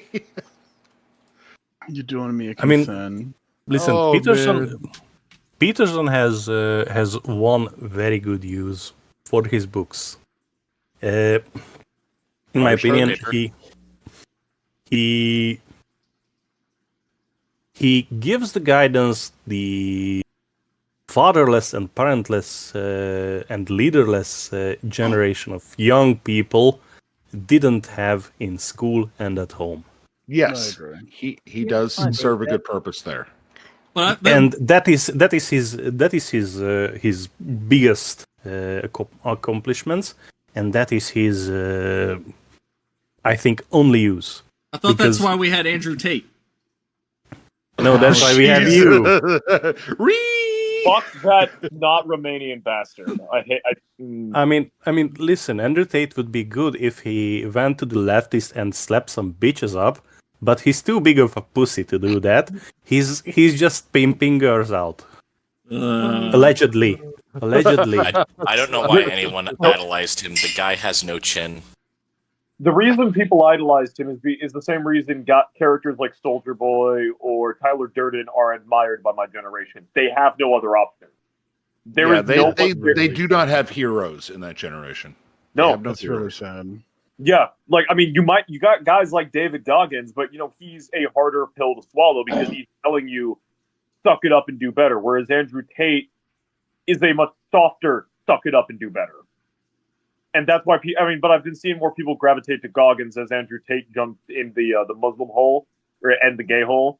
I can't take him seriously. Hey, there's The nothing gay wrong with hole. jumping in the gay No, hole, I so- like he has said Gay like Muslim hole. if you like shit like if you cook then you're like gay or like if you like What? women and you're gay, and I'm just like, bro, are you gay? Wait, Wait a hang minute. on. Gay. If you If you love like women, you're you're gay? Or there's something to that effect. I Isn't- don't remember exactly Isn't what it that was. the definition of heterosexuality? Wait, the horseshoe thing's kicking in again. Hang on. I Oh, agree. it was some like Muslim talking point, if I remember right, where like if you like value and respect something stupid that a lot of people were basically memeing like, fellas, is it gay to like women? Something Okay, along those lines. This was like That a couple of explains weeks why ago. Shoe on Head was saying shit like that. Man, is it gay to like women? Oh, it absolutely is gay to like women. So okay, now I know why she was on her It's so rant. upsetting to Oh see my that God. young men are so lost that they're gravitating towards people like Andrew Tate. Oh, I agree. They should Well, gravitate. They should it- gravitate it's- towards it's men the like co- combat or not But- combat. See that. But they're not. Yeah, they're not going to gravitate towards men that say, "All right, look, number one, get the fuck up, get your shit together, and shut up. Quit your whining. I don't shut up." Okay. Young Let me men introduce need you to two purpose. men that survived the Great Depression and World War II. Okay. Shut up. Unfortunately, no we problem. have no So great war. can I get my point across before I get talked over again?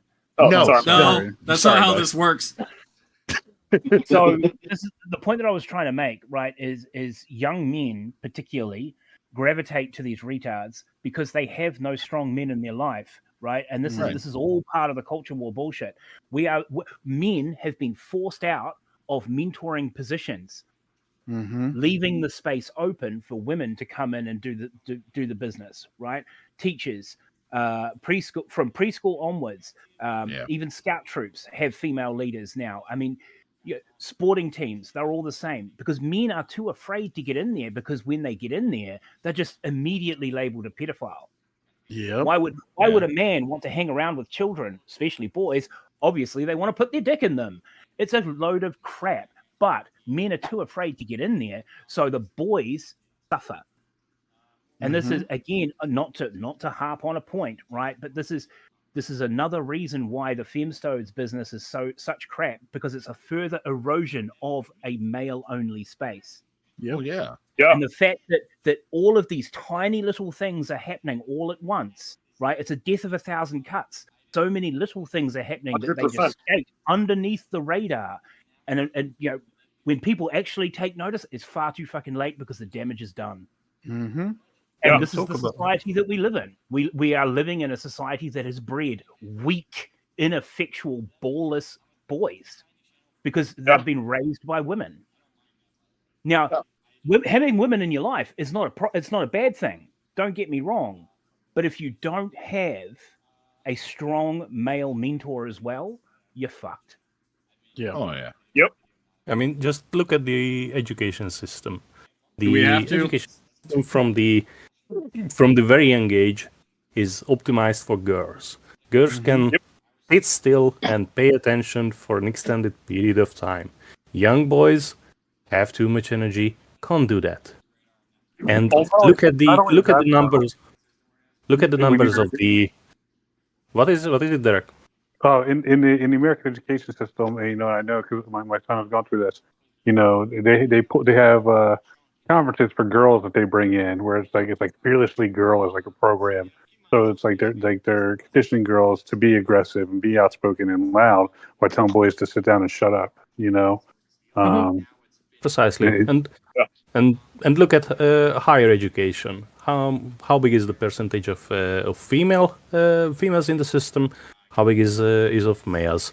The percentage of finishers. And still, I'm sorry to say this, but the bitches are whining because they didn't get the result they wanted, because they, with their liberal arts and feminist studies education, aren't qualified to run fucking companies, but they want to. Yep.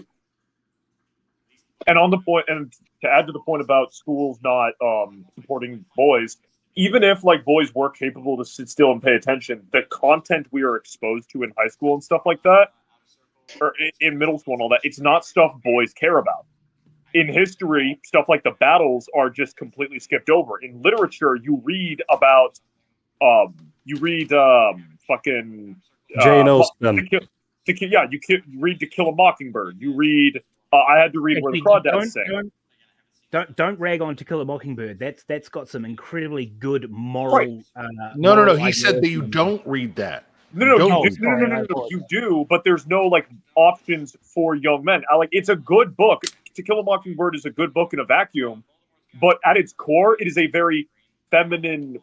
It is very feminine because it is following Scout, who is a little girl. You don't have the tomboy though. No, it very much is. Like you don't read Lord of the Flies anymore. For instance, Lord of the Flies. The only reason I read that was because I enjoyed reading it. It's no longer part of the curriculum. Required. It's not part of any curriculums anymore. That is something that That's something that boys would gravitate to and want to read. But that's not something we read. You are punished if you in a creative writing session. You are punished for writing a story that boys would like. It's got to be something about your feelings. It can't just be an epic action little story. Well, yeah, because they're reading books like Great Expectations, which is a classic, but it's boring as fuck. Yeah. Great Gatsby is a social piece. They're not reading Red Badge of Courage, not reading Lord of the Flies, not reading Moby Dick. You know what I mean? They're not reading tales of great masculine achievement. And there's a couple of books, and for those in the audience or here that might have a young man in your life, a brother, a cousin to a son, something like that, that's under the age of 10, and I highly recommend. It's called The Dangerous Book for Boys. Yeah. Just the title right there. There's two of them. There's the More Dangerous Book and the More Dangerous Book, and it's by an author named Con Eagleton. Got to be Welsh with a name like that. And it's basically how to start a fire, great battles, how to make a paper airplane, how to build a treehouse. It's the things that people like me learned when we were kids that you just don't teach anymore to boys. I actually bought that book for my son when he was 2, and it's in his room. It's available. And I'm right, correct? And I'm right? It's a great book. Absolutely. My Great mother book. bought that book for my nephew. Good for you. Just as a bit of baseness. Yeah, it does. It teaches the things that, frankly, it teaches the thing that Boy Scouts used to teach. Mm-hmm. Back when Boy Scouts were actually being outside and doing fucking outdoor shit. Yeah, but that term is God Emperor forbid that boys get taught anything that could be construed as toxically masculine or overtly aggressive. You can't have any of that because the females aren't overtly aggressive. Because the girls, they're not overtly reputational, aggressive, passively aggressive. Because the reputational damage they are doing, and the social engineering they are engaged constantly isn't more dangerous than, I'm sorry to say, but a slap across the face. Well, they're aggressive in a different way.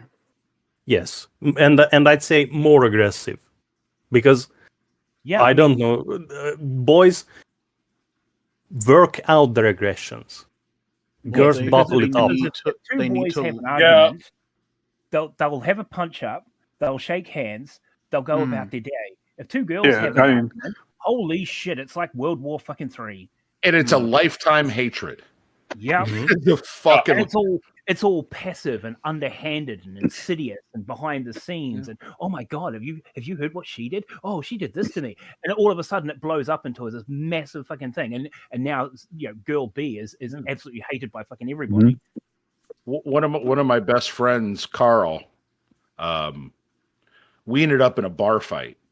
And we ended up literally leaning on the bar, bleeding, waiting for the MPs to show up. And we're friends till the day he died. So, that's the way guys are. You meet in a bar fight on the opposite side and you end up best buds. Yeah. It actually reminds me of my first day of high school. So I rocked up and there's two lads. They were seniors, probably in grade 11, and they were just slogging each other. And I think it was the first time I've seen boys fight that furiously. And the only reason why it stopped is because one of them grabbed the other one by the pants and went to throw him over his shoulder. And instead of actually picking him up and throwing him, he grabbed him by the pants and pulled, and his pants just tore away completely. And, The pants team. Oh man, but like ripped them clean off, like it was some comedy sketch. And they both just stopped, looked down, and just started laughing, cackled. Yeah, and then and then they both arm in arm. They went to the uniform shop, and then they got him a new uniform. Dude, at my age, there's a scene in the show Archer where they meet a character named Benoit. And if you know the scene, Archer keeps saying balls every time they say the guy's name. And to this day, if you say Benoit, I immediately balls. Benoit. Yeah. Balls. Wait, isn't that Cerberus's name?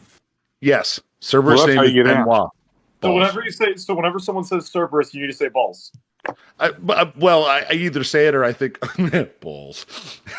Wait, can we call Cerberus Spot? Because remember, all men are basically emotionally developed to about age 13, and then we stop. My wife's maybe. That is so very true. Literally, the reason my grandson and I get along so amazingly right now is we're both emotionally the same age. Mm-hmm.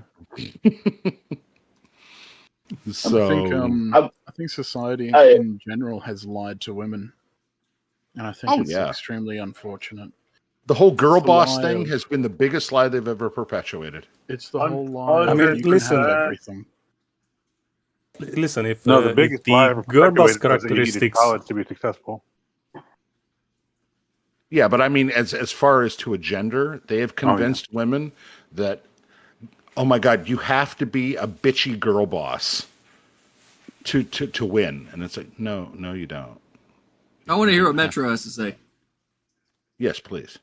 I mean, listen, if the girl boss characteristics from any character would be in a male, it would be labeled as the most toxic male ever, and would be shunned, and would be video essays would be made about how not to do that character.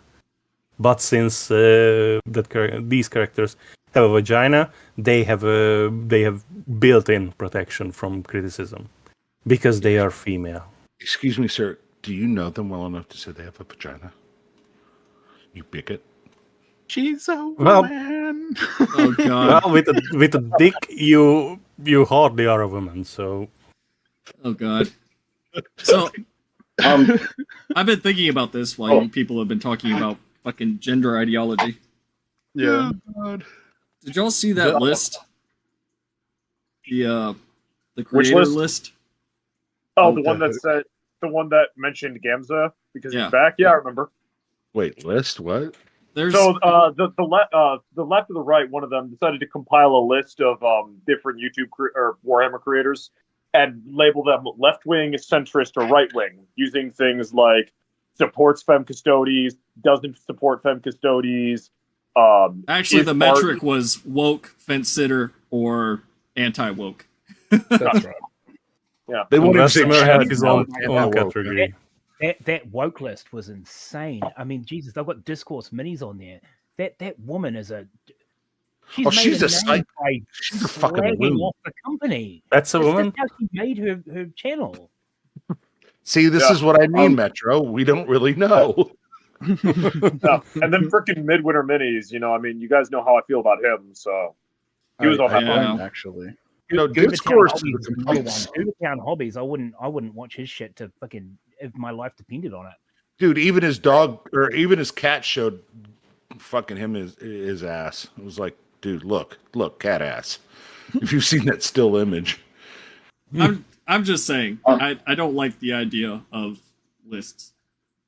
No, like, I don't. It's giving up Nazi Germany. Be on a list? What? Yeah, it's giving up brown shirt. Why don't you like lists? What is wrong with you? That's not. Do we know who made the list? Yeah, it's just some random account decided to compile YouTubers. Did you make it? Chainsaw. No, I'm Did you not make on the it? list. I actually don't want to be on the list. They are on the list, yeah. And I know Why is Combat Wombat not on the list? Combat deserves to be on the list. I know Space Shark was trying to petition to get me put on said list, but now that I think about it, it's like I don't want people the spotlight. People find me organically, right? And I don't want to be on some list where people are following me because they're expecting me to be like hardcore anti-woke. Because I'm on every other shit list. How come? I mean, that's right. I'm not on YouTube. I'm basically on the right-wing racist list for every fucking Twitter idiot. Oh, you're welcome, not even brother. Right-wing. I know. And I've even said that. I was like, in a perfect world, like I would probably be progressive, but unfortunately, that's not the way the world works. Well, I don't know. You come across as pretty politically homeless, in my opinion. Yeah. I mean, to be fair, Combat, like 20, 30 years ago, you would probably be progressive. It's just they've moved so far to the left that they're just batshit crazy. Yeah. And then, like, to the right, I see people like Marjorie Taylor Greene, and I'm just like, huh. I don't know if I want to... I don't want to go down that road. In my defense, I don't know who that is, so... Oh, that's good. What's the one that the new naughty librarian one that everybody was losing their minds over? Oh, the dog shooter? No. The younger one. Bobert? Yeah, Lauren Bobert. It's like wait, was literally hand job in the theater. Yeah, that was. Yep. Yeah. I can't believe we talked about that as a nation, but we don't talk about the crack in the White House or the porno in the White House. Oh yeah. No, that wasn't Senate chamber. Sorry, it was a Senate chamber. Senate chamber, and there was worse done in there. Yeah. Okay, it's just that was leaked for some reason. Why do you sound like Donald Trump when you say that? It's worse. It's the worst thing ever done. Listen, everybody, it was worse. We all know it was worse. It was the greatest gay porno ever. Okay. They had to spray bleach over the entire Senate building. Actually, did they say that how they cleaned it? Did they go through with steam mops and stuff and just bleach everything? I hope so. I really. If you think what was happening in the Senate hose bed, you really should have seen what was going on in the council chamber. They were doing it. They were doing a train. They were doing a train. I made Melania watch the video 3 times. They were doing a train on Nancy Pelosi. Everybody, it was. God, stop him. But yeah, to get back on track here, and his AI images. Is you know that. I hate that we have to have lists like that to tell what people's opinions are, but we don't have to have lists. Well, I'm just saying so that people can figure out where people lean politically, especially when you have the quote-unquote fence sitters. And but I'm gonna say something, and I hope Valrak sees this and knows that I'm not trying to dig at him at all, ever. Okay, love you, buddy. Yeah. That's kind of gay. Oh my god, he said he loves someone. Yeah, I know. I'm trying to go as least path of resistance here as I can without another fucking live stream about me. That is super freaking gay. Real quick, speaking of Pelosi, speaking of Pelosi, I just posted something in memes.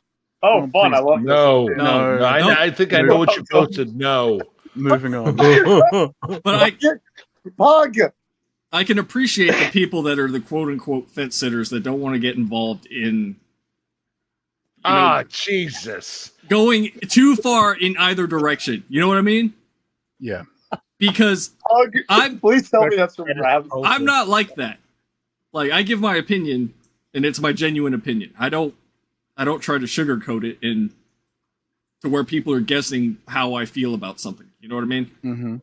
Yes. And you see that with a lot of these, and I'm not just talking about 40K tubers in general. I'm talking about all these YouTubers. A lot of them won't say what they really feel, and then you're kind of left wondering, all right, well, I don't know if this person's for this, against this, if this person's a fucking furry.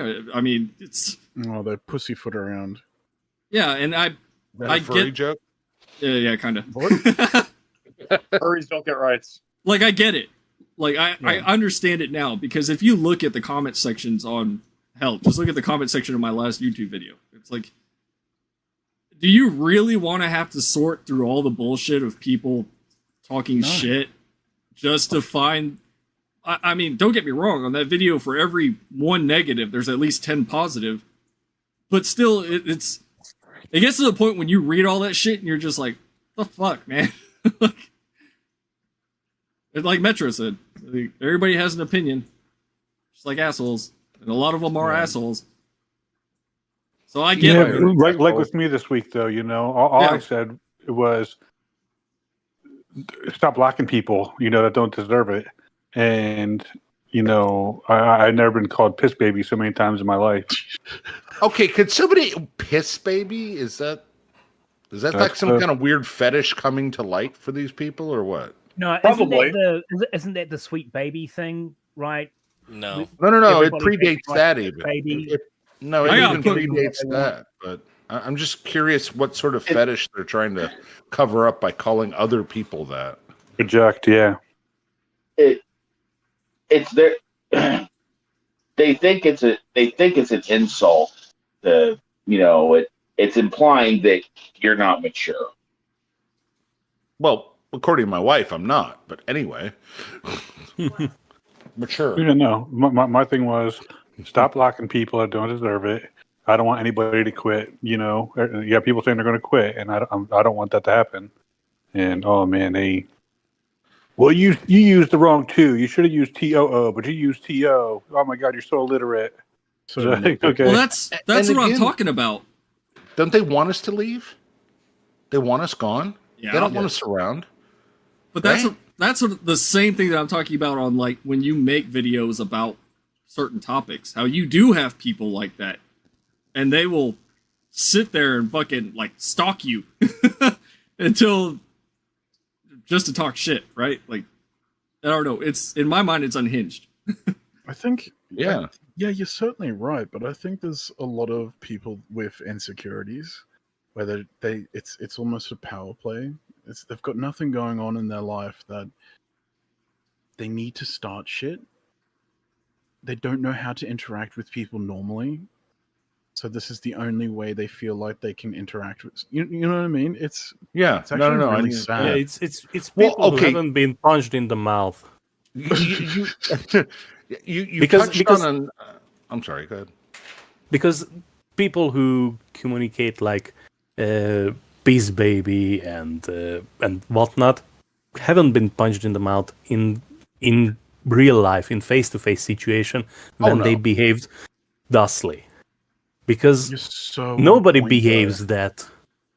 Nobody dares to behave that, because there is always, if you do that in a social setting, the chance of retaliation, either would social never or say that to physical someone to or their both. face.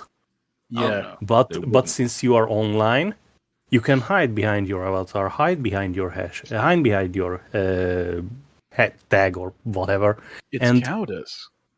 Well, that's precisely. Of course it is. that's one of the Precisely. one of the reasons that I actually started actively blocking people is because I genuinely don't care about who these people are, and I don't owe them anything. It's like, do I want to be flooded with just people that have nothing better to do than to just sit on social media and talk shit all day long about whatever? Fuck no. Mhm. Or do I want to at least curb that to where it's tolerable and now it's less of a cesspit? You know what I mean? Well, And I never used to feel that way. Alfredo you kind of touched on he kind of touched on a point that I've been using lately on the little bit of social media I still interact with. Is I actually tell these people I pity them, and if you want to hear them lose their shit, I said, I pity you, because this is a hobby to me, and all I have to do is just take my game underground. Yeah. I don't have to pay a dime. I don't have to follow any of this. I don't have to listen to any of this or buy a book. I can sit and read novels probably for the rest of my life thanks to a network of friends loaning stuff back and forth. But I said, for you, this is all you have. Your hate. Yeah, I think you don't think even I've like gotten the so hobby. You used just to have it. the hate. Yeah, they just have See the hate. that? And I said, I pity you. Yes. Well, welcome to the BattleTech fandom. Oh God. Dude, I was playing BattleTech That- in '90. Trust me, what I see, that's why I still say, as far as I'm concerned, nothing past the Treaty of Tukiad is legitimate. That's where my BattleTech stops. Mine stops right before the jihad. Yeah, that whole jihad situation was absolute shit. But and the oh god, the ill commands. But I can't. But BattleTech's a perfect example. I'm like, it's big stompy robots beating the shit out of each other. Why are you injecting anything into it? Well, Just enjoy the big stompy robots. Oh no, I was talking about the hobby going underground because for the longest time it was unsupported completely. Oh, I can believe it. And I mean, years it was unsupported. And ever since FASA survived. kind of went shit tits up, I'm gonna say something. Oh, go ahead. It survived. And it will survive Catalyst Game Labs. I'm gonna say something that Counterpoints 40K said during our stream, one of the first streams I ever did with him. And it kind of makes sense. It's just that nobody wants to say it. In his view of the way this culture war shit gets to that point, is that especially now in the last few years, and this is strictly objectively, like I'm not targeting anybody or saying anything that's not objectively true, but in the last few years, you've had a lot more people that have quote unquote transitioned. And as those people have transitioned and moved into this LGBTQ plus space and joined that community, they've dragged their hobbies behind them into whatever, far left space they're in now. But they still have the things that they were into before they transitioned, which is why you're seeing a lot of this type of culture war, identity politics shit being injected into what used to be formerly male-oriented spaces. Look what Is that why you're calling it a look what they've done to transgression? D&D. Yeah. Holy shit, they have completely train wrecked 50 years of Oh, games. did you see that? Did you see that? The wheelchair battle in play where the tiefling was in a wheelchair. Oh, and he gets knocked out? Gets knocked out, gets healed, stands up, sits back down in the wheelchair as a choice, not as a hindrance. See, that's what I'm saying. Why do you have to be this way? Not you, but I mean, it's because virtue it's their signaling. identity.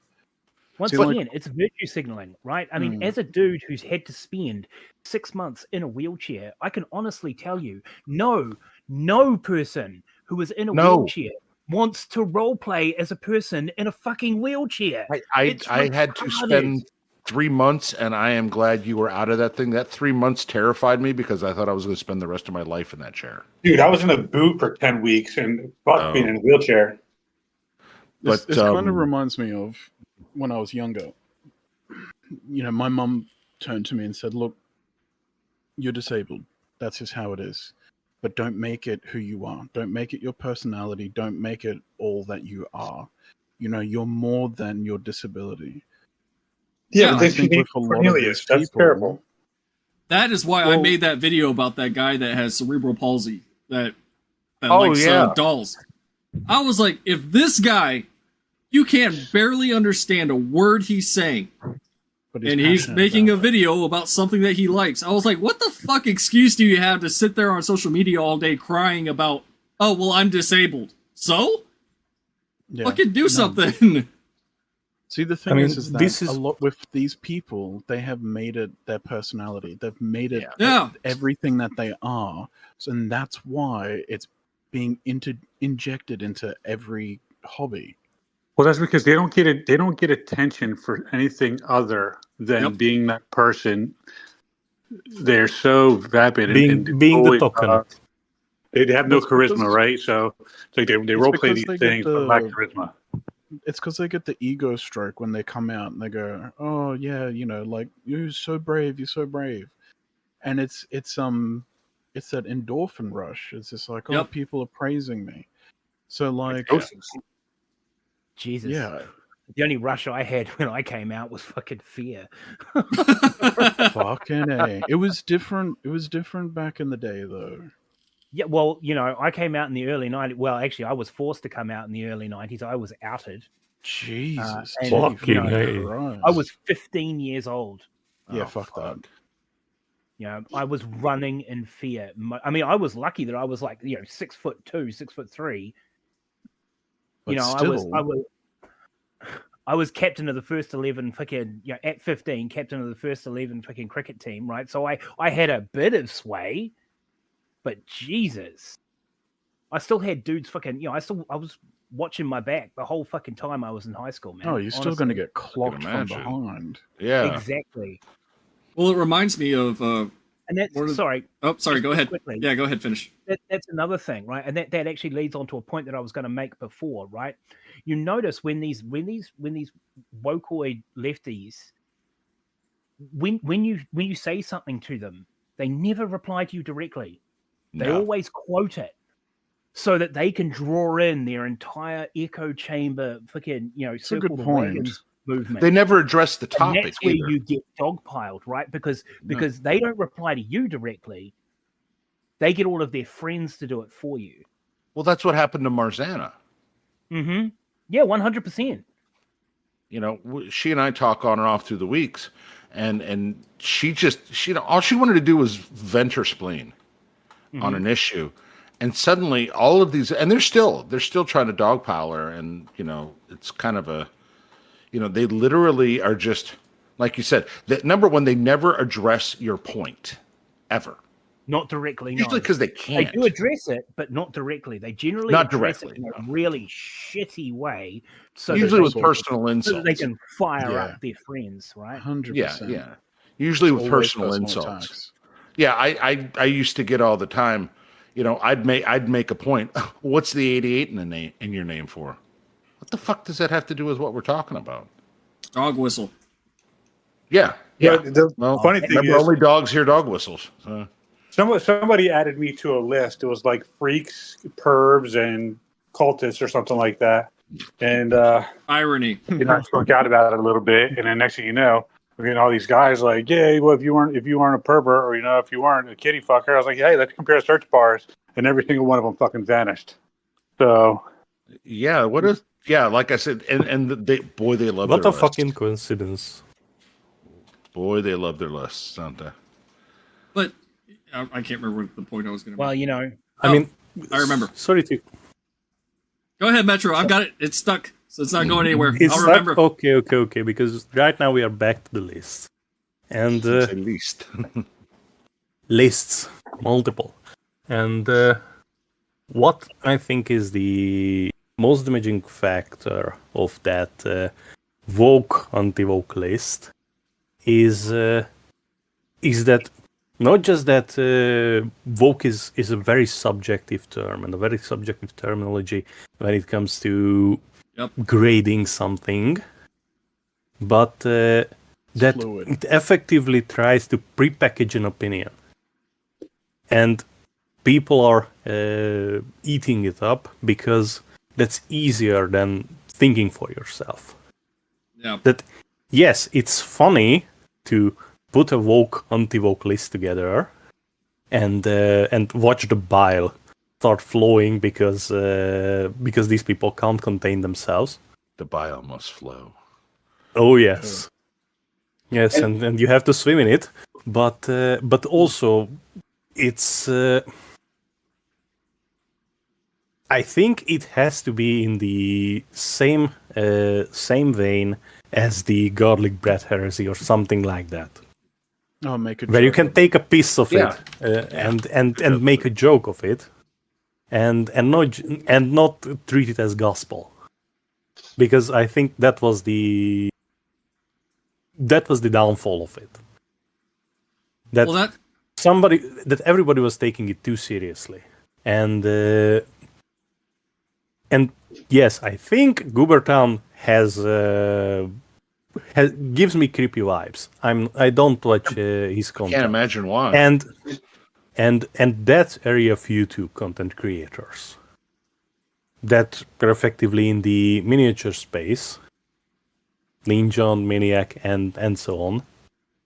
They are primarily in for the artistic aspect of the hobby, but because they have to make content and have to make a living, they are pushing 40k Warhammer content in general. Yep. And assigning them political leanings for pushing some type or other of content where their real personality, not their internet personality, their real personality through in jokes and anecdotes shines in a little bit is detrimental to everybody. No, I agree. And you can't base value judgment on somebody who's effectively playing a part for his or her set audience. And to the first point you made in that, that woke is subjective. The list itself proves that with one entry. Oculus Imperium. Yeah, the guy, Is an asshole. personally, it has drank the Kool-Aid big time. But it's also clear, if you've seen his content, he knows the lore. He loves the lore. Mm-hmm. He has a passion for it. Yes. So, where do you draw that line? Yeah, and I mean, you can still be a fan of the lore and be an asshole on social media. I mean, that doesn't. The fact you know your shit doesn't. That's not negated. Quit talking about me, Wheezy. Sorry, we cut off Alferis before. I'd like to hear what he was going to say before. Oh, when did you cut me off? Oh, not me. I heard you about to talk, and then someone spoke over you. Oh, okay. And I was like, it sounded like you were about to say something. Old age, mate. I've probably forgotten. Fine, don't worry about it. Oh, when he was, that was me, but I let him finish. I was going to say Arbitarian is another one, right? I mean, his lore videos are actually pretty good, but he is so far up the woke ass. It's not funny, which is hardly surprising. I mean, he works in the theater industry. Say no more. Exactly right. Well, that makes sense. With Oculus, I'm a bit. I got to admit, I am a bit disappointed. I knew it was coming with him because he is gay, right? I mean, his Twitter handle used to be at butt stuff kaiju or something. Oh, so that's pretty obvious. Sorry, which was a hilarious name, by the way. I know, right? But to be fair, I think I still want to. I caught that too. What? He said butt. He said butt. God damn it. Anyway, I still want to give him the benefit of the doubt, though. Yeah. It depends on his next lore video, right? If he comes out with a lore video championing the Femstodes, then I think I'll probably stop watching his content just because he's sold out. If he doesn't, there's a big difference between what you like. I think it was you, Metro, was talking about the difference between a persona and the person themselves, right? Yes. If his persona remains, then I'm perfectly happy to keep consuming the content, regardless of what the personality says. Does that make sense? Yes. Yeah, absolutely. Yes, that's absolutely. I just have one point regarding lore videos and lore tubers specifically. This is personal preference. I don't like them. You don't? No. I have a big library, not just physical, digital also, and I like to draw my own conclusions, Mm. and I like to know my stuff, and not rely on interpreters, because yes, it's fun background noise to listen to somebody play a part and narrate something, but I think there is more value in it when you spend time to Learn the know lore. your shit, to know your I- lore. Yes. I agree, but I also think that it's a great way to bring in new people, because Yes. there's a lot of people that, you know, they're passing through, especially if it's like a quick short. Like who's the guy? He's Wes Hammer. very, yeah. He's got these shorts that are like wham bam thank you ma'am, but there's a lot in there where you're just like, oh, you know what, that sounded interesting. I'm gonna go away and, you know, do my own Isn't research that how on it. Wes Hammer started? Didn't he start with shorts? Yes, Yeah. yeah, Yes. 100%. And you know, the Yes. thing is like you can still. There was a channel that I really liked that stuck to the lore and didn't insert their own, you know, shit into it. And they actually started with David Attenborough's voice AI, and it was just Oh yeah. and it That'd be was kinda just cool, actually. oh dude, it was fantastic. And it's just about the lore. There wasn't anything on top of that. And I remember just going, fuck it, I'm just gonna go through all of them, and they were all fantastic. I'll Yes. tell you And then you one. know what, that I took yeah. and then I was like, yeah, you know what, I'm gonna buy some books. I'll tell you one that I like, and I wouldn't necessarily call it a lore channel, but Vox in the Void. Fox in the Void is I good. haven't heard It of be- that. it's basically 40K dramatic. I don't know what you call it. He basically does plays. Like if you've ever heard the Gav and Bob Ogren series, that's yes. Fox. That's Fox in the Void. Oh, And there's like dude, 5 that of was them my now. favorite. Yeah, I've I mean, listened it's to got me them emotional, all. but Oh yeah, I've listened to all of those Gav and Bob probably 5 or 6 times. yeah. And as far as I know, I don't know what Vox's politics. I don't give a shit. But we shouldn't It's know. just And really that's what good. makes it Yeah, good. yeah, it's really good 40K drama. See, Good with, drama, not bad drama. for me, it's a little bit different, right? Because I don't do lore. I might talk about stuff that's related to the lore. But like, if you were to come to my channel, it's not meant strictly for one audience. You know what I mean? So you'd Oh, be you're trying to wide brush kind of thing. yeah. So it would be real easy to figure out what my political leanings are just by some of the videos that I've done in the past. And I think when a lot of these guys strictly do one thing, so like Wes Hammer, strictly lore, fucking Major Kill, strictly lore. Valrak does, you know, I don't know if rumors you and know what Magical does strictly lore, but sorry, carry on. I mean, Yeah, I was gonna say that myself. but that's I don't why know. that's why his audience grew, was the lore shit, talking about specific factions and this, that, and the other. Sure. And when you start to sort of expand outside of that bubble, like when you start talking about things that aren't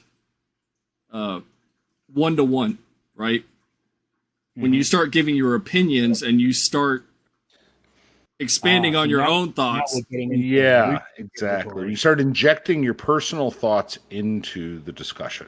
that's when people start to notice and go, wait a minute. So you're telling me you lean this way, or you like this thing, or you know, support this thing. I think see that's what where you the mean. problems come into with a lot of these creators. Because now you're grandstanding. You've built yourself a platform, and now you're going to grandstand on it. Yeah. It's also the sort of language you use in your videos. Like people can tell. That's 100%. Like, and maybe that's something that I need to work on, is maybe I need to just be straight and to the point instead of, you know, trying to not piss people off. Because then if I say exactly what I mean, then there's no questioning it. But you know, just lean into it, mate. Just be that restaurant where you go to it just to get insulted by the wait staff, right? yeah, just be that. Just lean into it.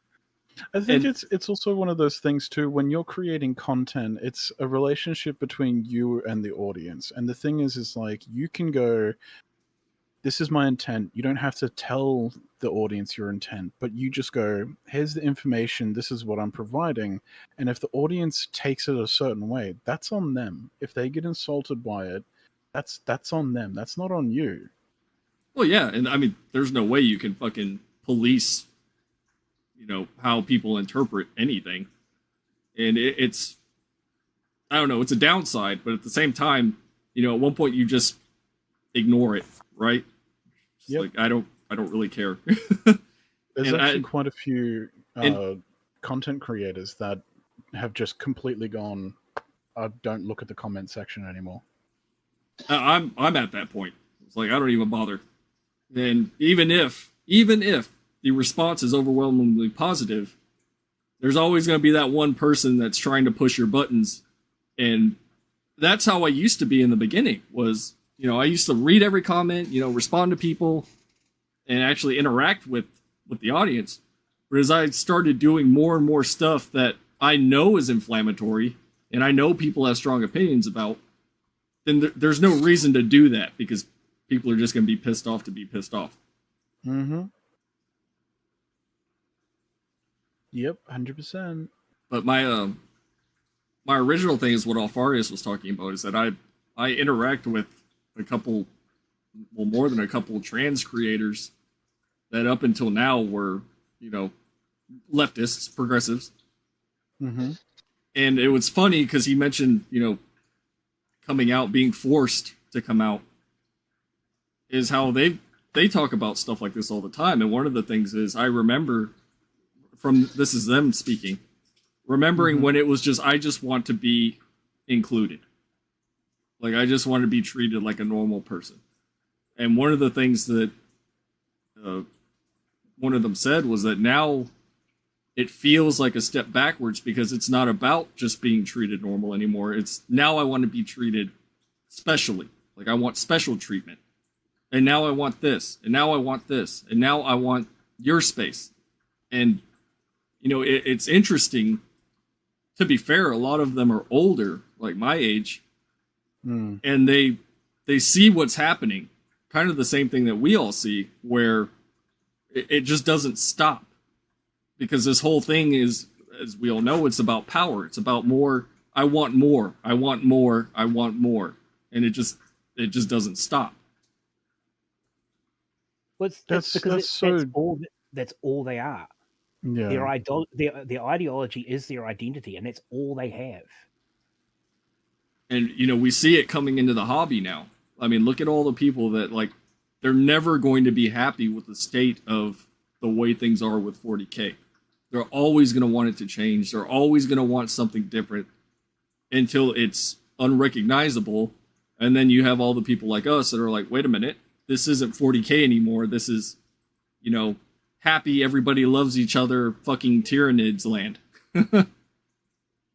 I mean, listen, if you remember after the short story came out about the female custode, there was always in 1 or 2 days there were voices already that, okay, now you just need to add female space marines and then everything will be perfect. That was immediate. Yes. Within the same day. Yeah, that was immediate. It's like, oh, we got this now. Now we want this.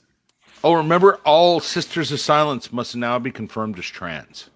I saw that too. Yeah.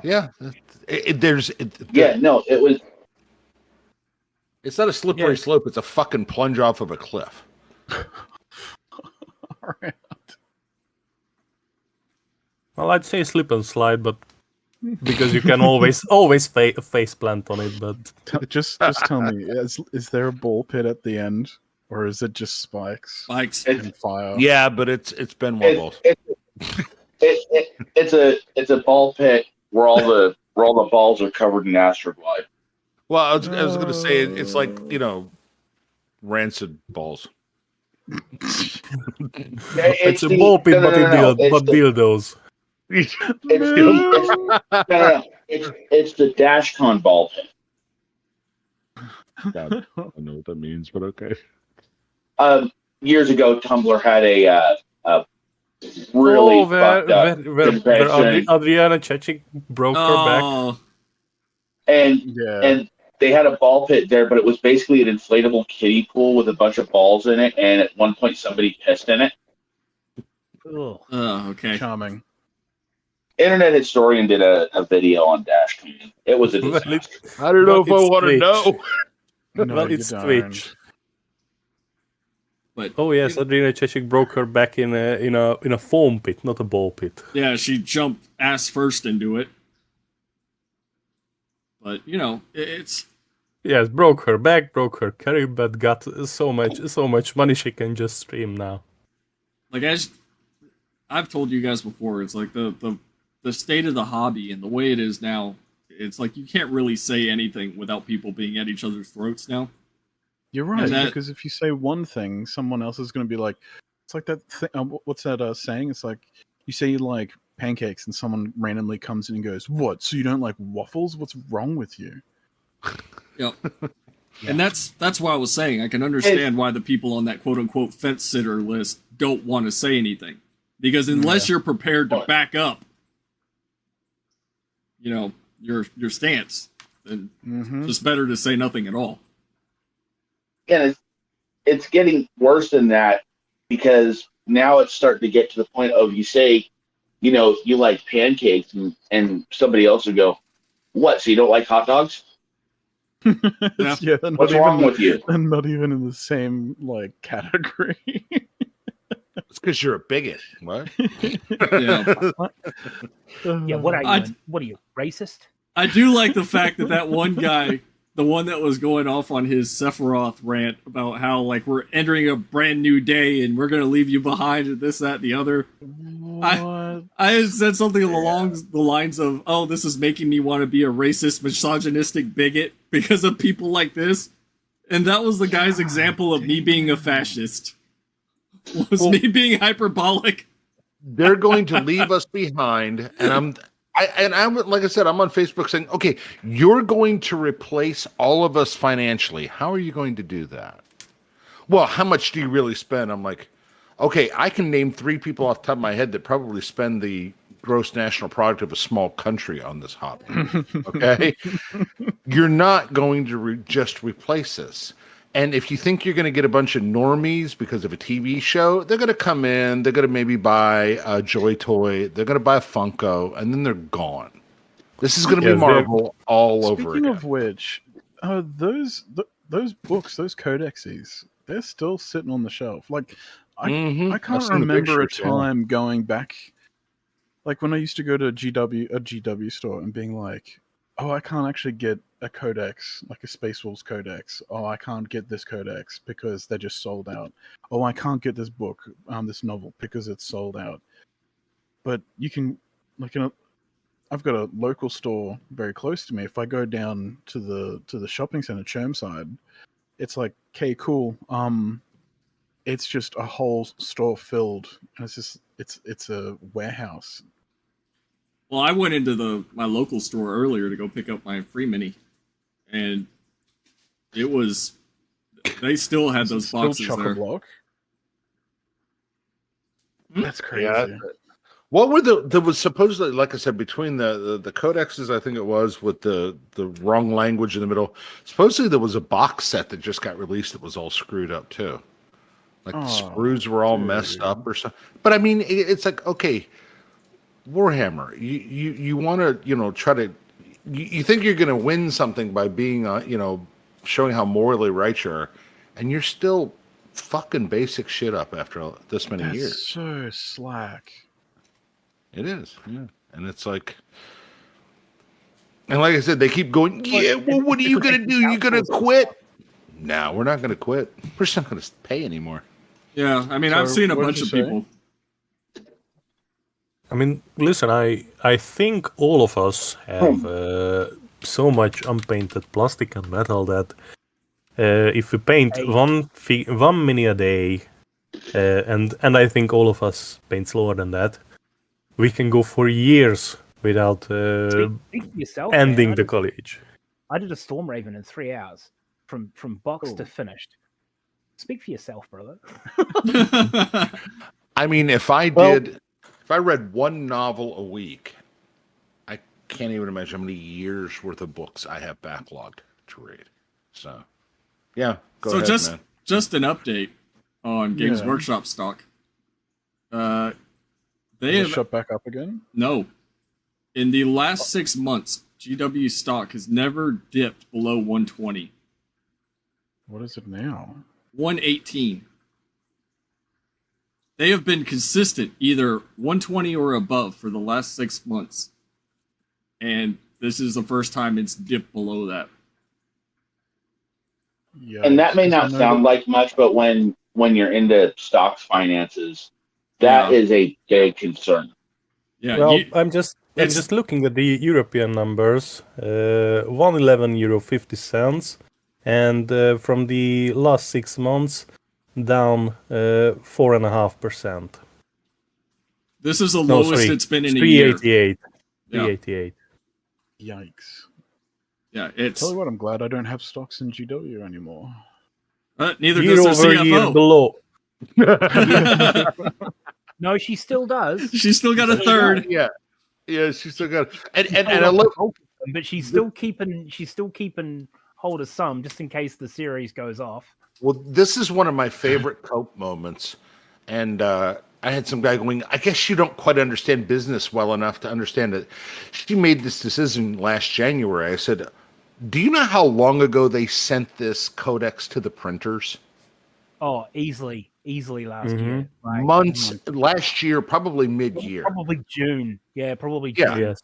And I I said, mean, the amount of time it takes to send the proofs to China, get the first one done, have that sent back so you can supposedly proofread it, send it back in case there's anything wrong, right? And then China has to You print get a lot of it, though. and then they put them on a boat. They send the boat, obviously around the Cape Horn now because they can't go through well, Red China Sea. can go through the canal. Well, you're probably right. They probably can. But anyway, so they boat it all the way back to England.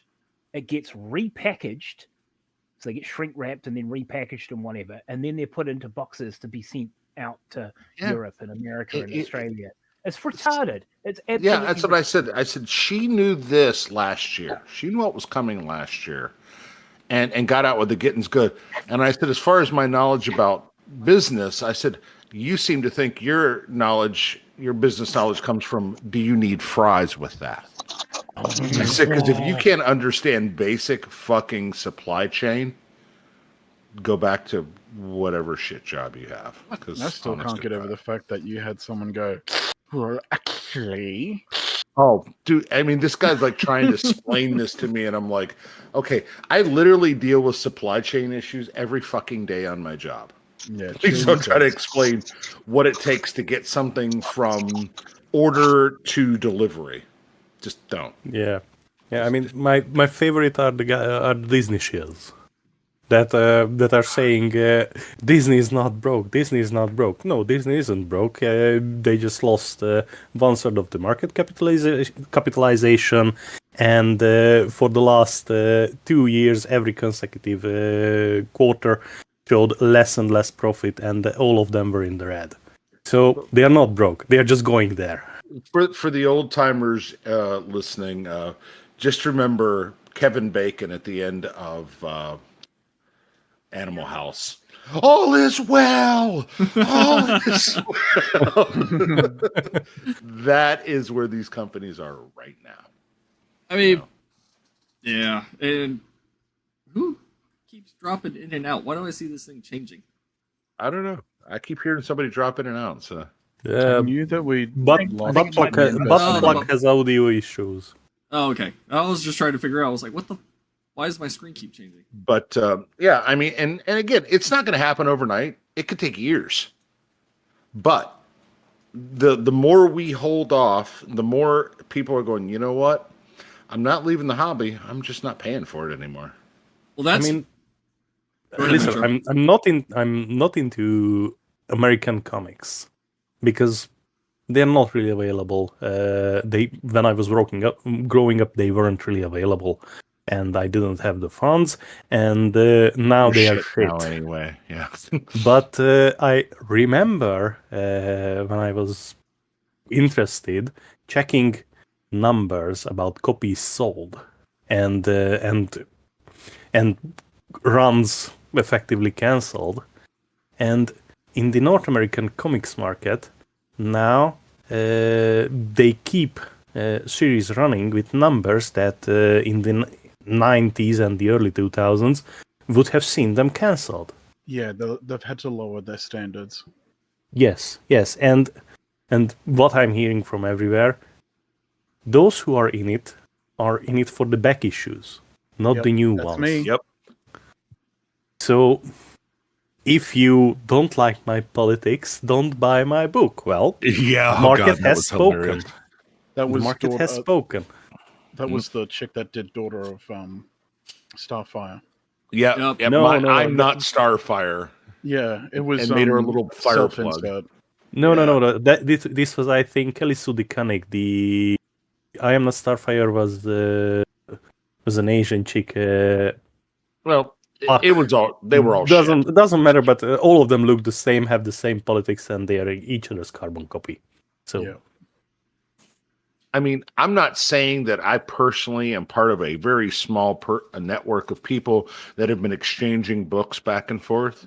I'm not saying that, but yeah. Well, you look at the way that entertainment is going at the moment. You've got Japanese comics, Korean comics. You've got manga or manhwa. You've also got South Korean video games that are coming out, Japanese video games. And Excuse the thing me, is, that Korean video game is bigoted, you fucking pervert. But the fact of the matter is that the West is, with their leftover money, they're going to invest offshore, and all of these Western companies are going to go under. Because if we're constantly being told, look, you're not wanted, you're not needed, and you're easily replaced. Well, you know what? I'll go somewhere that wants my money. We'll make our own tabletop game with Rockstar. blackjack and hookers. I mean, just look at fucking Rockstar. They made the Batman games. Yes. And then, this year, 2 months ago, they shit the bed with a cheap knockoff. Yeah, they did the Amber Heard. Yes, and the Amber Heard it all over it. Yeah. And by the end of the year, I think the studio will be dead. Yeah, probably. Oh no, because they'll be using that ESG stuff. But even that's starting to. But who is going to give them money to make a new IP?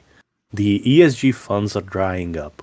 Larry Fink is having a meltdown, his meltdown on an investor call because they are losing that much money. The money is running out.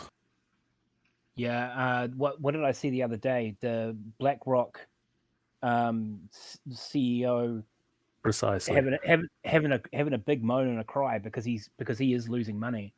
Mm-hmm. Are you serious? Well, welcome to the club. Larry Fink was on an earnings call, and literally, remember when he said we're going to have to change people's minds and change their opinions? No. And force behavior. Force behavior.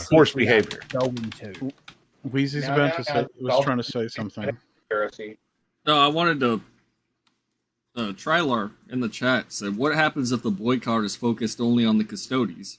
And I remember the Road Trader and the female soldiers that were taken out of circulation because nobody bought them, which is more achievable and realistic than people suddenly having. What's going on about that? They are not fucking Space Marines. No, I mean he wasn't saying that. He was saying that the reason they pulled it is because they didn't sell. And they didn't sell. Yes. No. And I think at this point the boycott of GW has less to do with the female custodies shit and more to do with the response of the company to the fan base. Yeah, because I'd say it's the straw that broke the camel's back, because Warhammer as an IP was and is was successful despite the best efforts of GW to sabotage it. Because remember, I don't know how many of you remember the Kirby times. Kirby?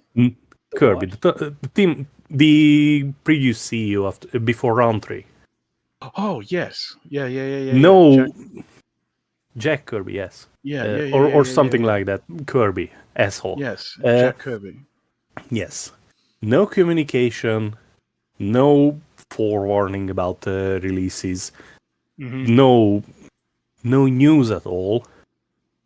And his great idea was to axe the Warhammer Fantasy, to introduce Age of Sigmar. His great idea was the Primaris introduction. Yeah, a lot of that though was to do with legalities, right? Because I mean, they tried to copyright. Yes, that was the Chapter House lawsuit. Out of fucking court. Yes, that was a Chapter House lawsuit, and after that they tried to trademark everything from the Omega symbol to Warhammer as the Warhammer as the word and not so. And so that was the shit show. That was a shit show, and also just think back about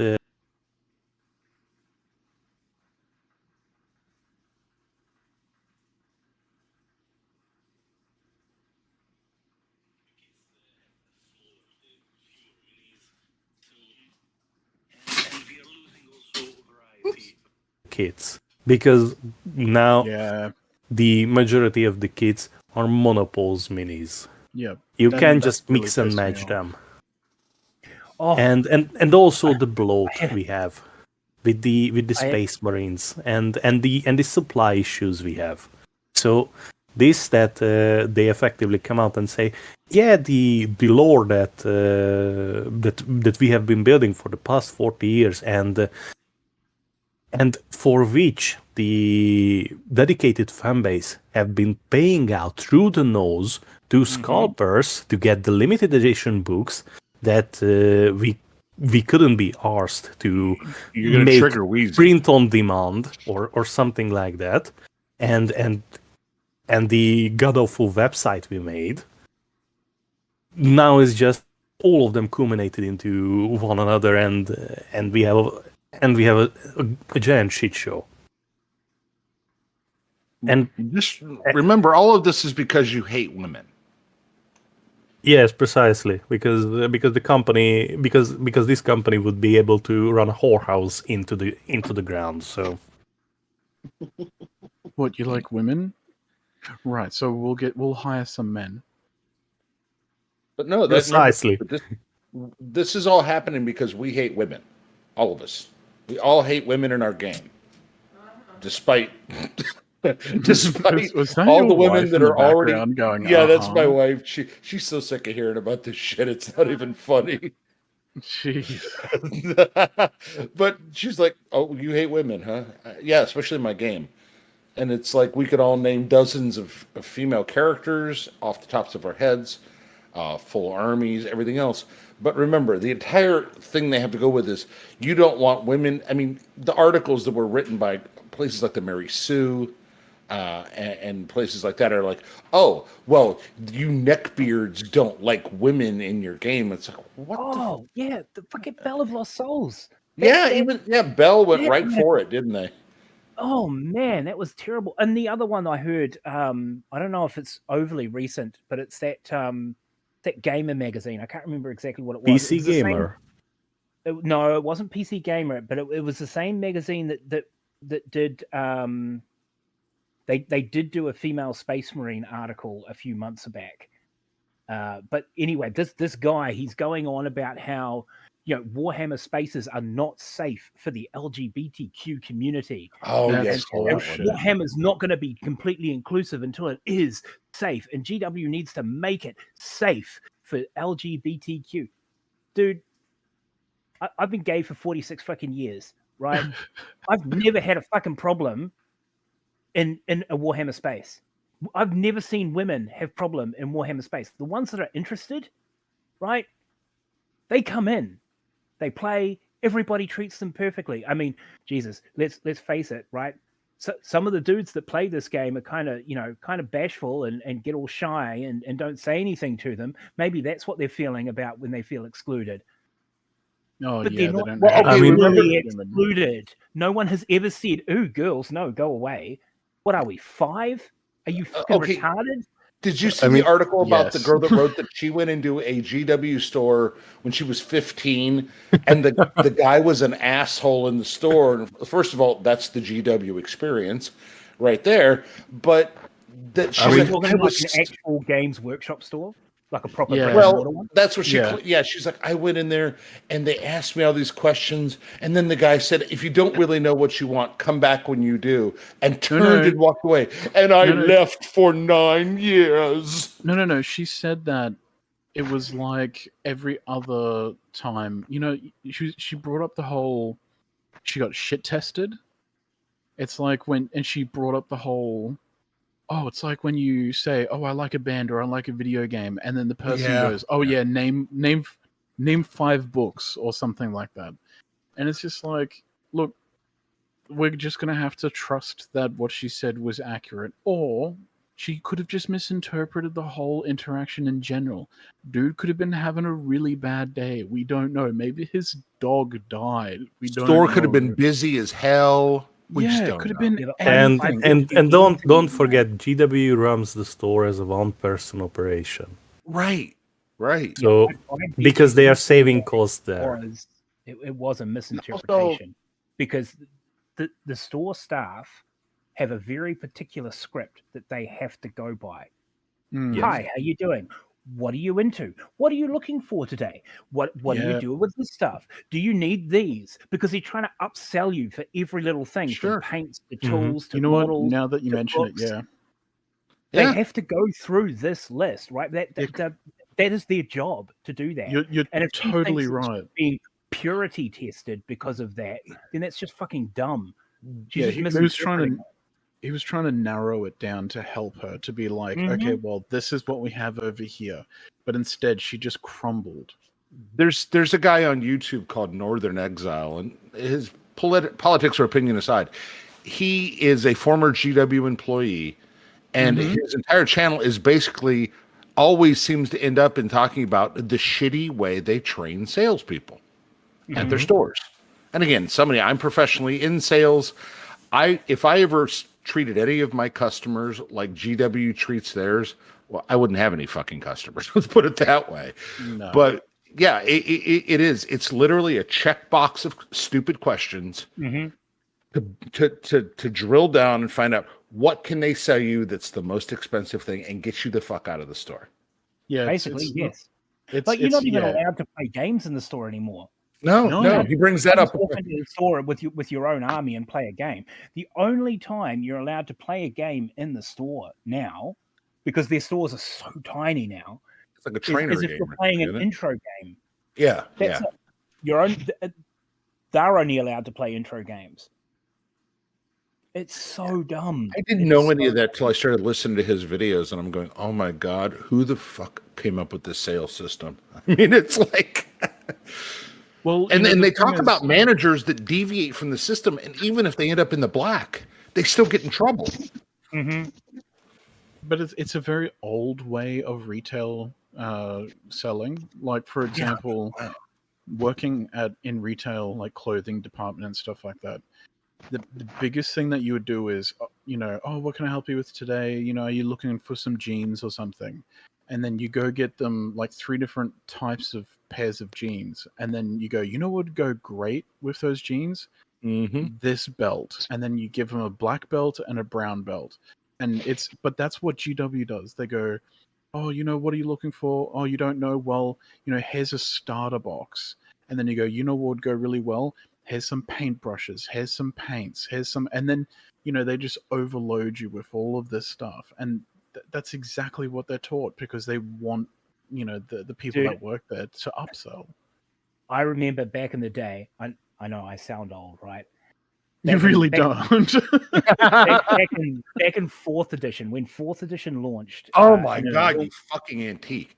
with I don't know if any of you remember Apocalypse. Do you remember Apocalypse? Yes, it was. That was awesome. awesome, I have right? the books. Of course you I do. love Apocalypse. Apocalypse was awesome. You know, it is where knights and titans and Lords of War should be. They should be in Apocalypse, not in 40k. But that's a different topic. Yeah. But yeah, so in the Wellington GW store, and it wasn't actual GW store. They had all manner of things. Like you could buy a squadron of Lehman Russ, right? They came in a box of 3, and it was actually quite cheap, right? It was really good value. Hardcore. But the best box that they had was an entire battle company of Space Marines, and I mean a battle shit. 100 Marines, 8 Rhinos, all the officer sprues that you needed. You could it was literally a company in a box. It was something ridiculous, like $1,500 at the time, and we're going back what? Jeez, that would be so 15 odd expensive years, now. 15, 20 years. Oh, geez, today it would bankrupt you. You'd be looking at Like easy $4,000. That is 2 months rent. That's 2 months rent in LA. But, you know, I know there is a point rapidly marching towards you guys. I promise. All right. So, just to carry on from the point, right? I watched. It was a guy called Nathan. We actually got along quite well. I ended up playing games at his house, which was awesome. I watched him upsell. I think the kid was about 10 years old. He came in with his dad to buy some paints, and they walked out with this box. It was a sight to see. Let me tell you. Dude had Midas tongue. It was great. I was in shock and awe at this man's selling technique. It was Bloody crazy. hell. I mean, I remember That reminds me Ed- of the joke about the guy that works in the department store that sells a fishing boat and everything else. Man, I wish we had box sets like that. Oh, I mean, the I box remember sets that were at that so time. good. They were I mean, so good. I mean, They had them do with, you they remember had the? Guard, Marines, Eldar. Do you remember the line breakers squadron, the 3 indicators? 3 in one box? Vindicators? That was also yes. Yeah. Yes, they and had Whirlwind as well. They did a Whirlwind box too, which was awesome. yes, 2 Whirlwinds and one what was it? A land speeder, a spotter speeder. Yes.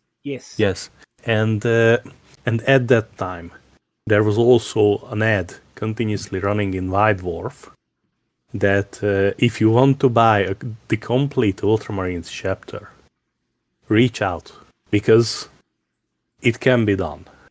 And it's available to purchase, but purchase price is not set in stone. Yeah. It was also so. And also there was a tank company, so 10 Lehman Russes, also in a big box. Yes, I had a full tank company for Apocalypse. It was amazing. I took down a Warhound Titan with my tank company. And that was impressive. And Apocalypse was so much fun. Let me tell you, that was impressive. I mean, and Apocalypse was so much fun. I mean, I remember in White Wars there was various formations coming out, and I still have the Shadow Sword, I think, formation, which was one Shadow Sword, multiple Lehman Russ battle tanks, multiple Sentinel Walkers, and Armored Fist Imperial Guardsmen in Chimeras. Why don't they do this anymore? This upsets me. And the special rule of this formation was that that's why. Yes, because these big boxes sold at a big discount to entice you because they were fucking expensive even back then. Cornelius, you're Australian, right? Yeah, mate. Yeah, cool. I'm your bratty little brother, the better one, right from across the pond. So I know what you pay. right? Because Oh, we yeah, pay yeah. about 10 to 15% above what you pay because we have to pay your import and your export duty on Which CW is products. fucked, by the way. Yeah, I know, right? But like back then, you could buy a Lehman Russ. They're about $140 now, and that's from the local game store, which has got the discount on it. Yeah. Back then, you could buy a Lehman Russ for about $65, $70. This box was about $120. This box of 3 was about $120, right? Mhm. And it was the multi-par kit. There was literally the only monopose kit back in the day was the officers that came in metal or resin, and that you had a box of 3. There was a box of 3 Cadian Guardsmen. They were monopose, and there was a box of 3 Space Marines that were also monopose. Right. Yes, the But you could Space Marine buy these little veterans. boxes for like a $5, and they would they would fill out your force. Right. You guys ate well, huh? I mean, they were still horrendously expensive for what they were. Like, I remember back when you could buy a box of Cadians, like 20 Cadians in a box for it was $45, and then they went to a box of 10 for $55, and I went, "Yo, Yeah, what?" that's Back in my day, we had to carve our miniatures from wood. We were lucky. Yeah, Hey, and we went that's uphill because there accurate, was no actually. down. Down hadn't been invented yet. Yeah, We had to didn't go- have 6-sided dice. We had one-sided. You rolled a 1 and you liked it. One-sided And- dice, luxury. We didn't even have dice. We had to use our feet that we had to cut off ourselves. Have you ever heard the old Monty Python, the 4 Yorkshiremen skit? Mm-hmm. Yeah, No. that was almost what I was trying. Yeah, that's what I figured you were. It's just these 4 old men sitting around trying to one up each other, and it's one of their truly unsung skits. Unappreciated. Because it's I mean- really quite brilliant. I mean, in 4th edition, it was possible to make the guards as the troop choices as You guard absolutely companies could. Yeah, you totally could. with I mean, with heavy weapon squads, with heavy weapon attachments, with chimeras, and it was possible. They I had tallied the numbers.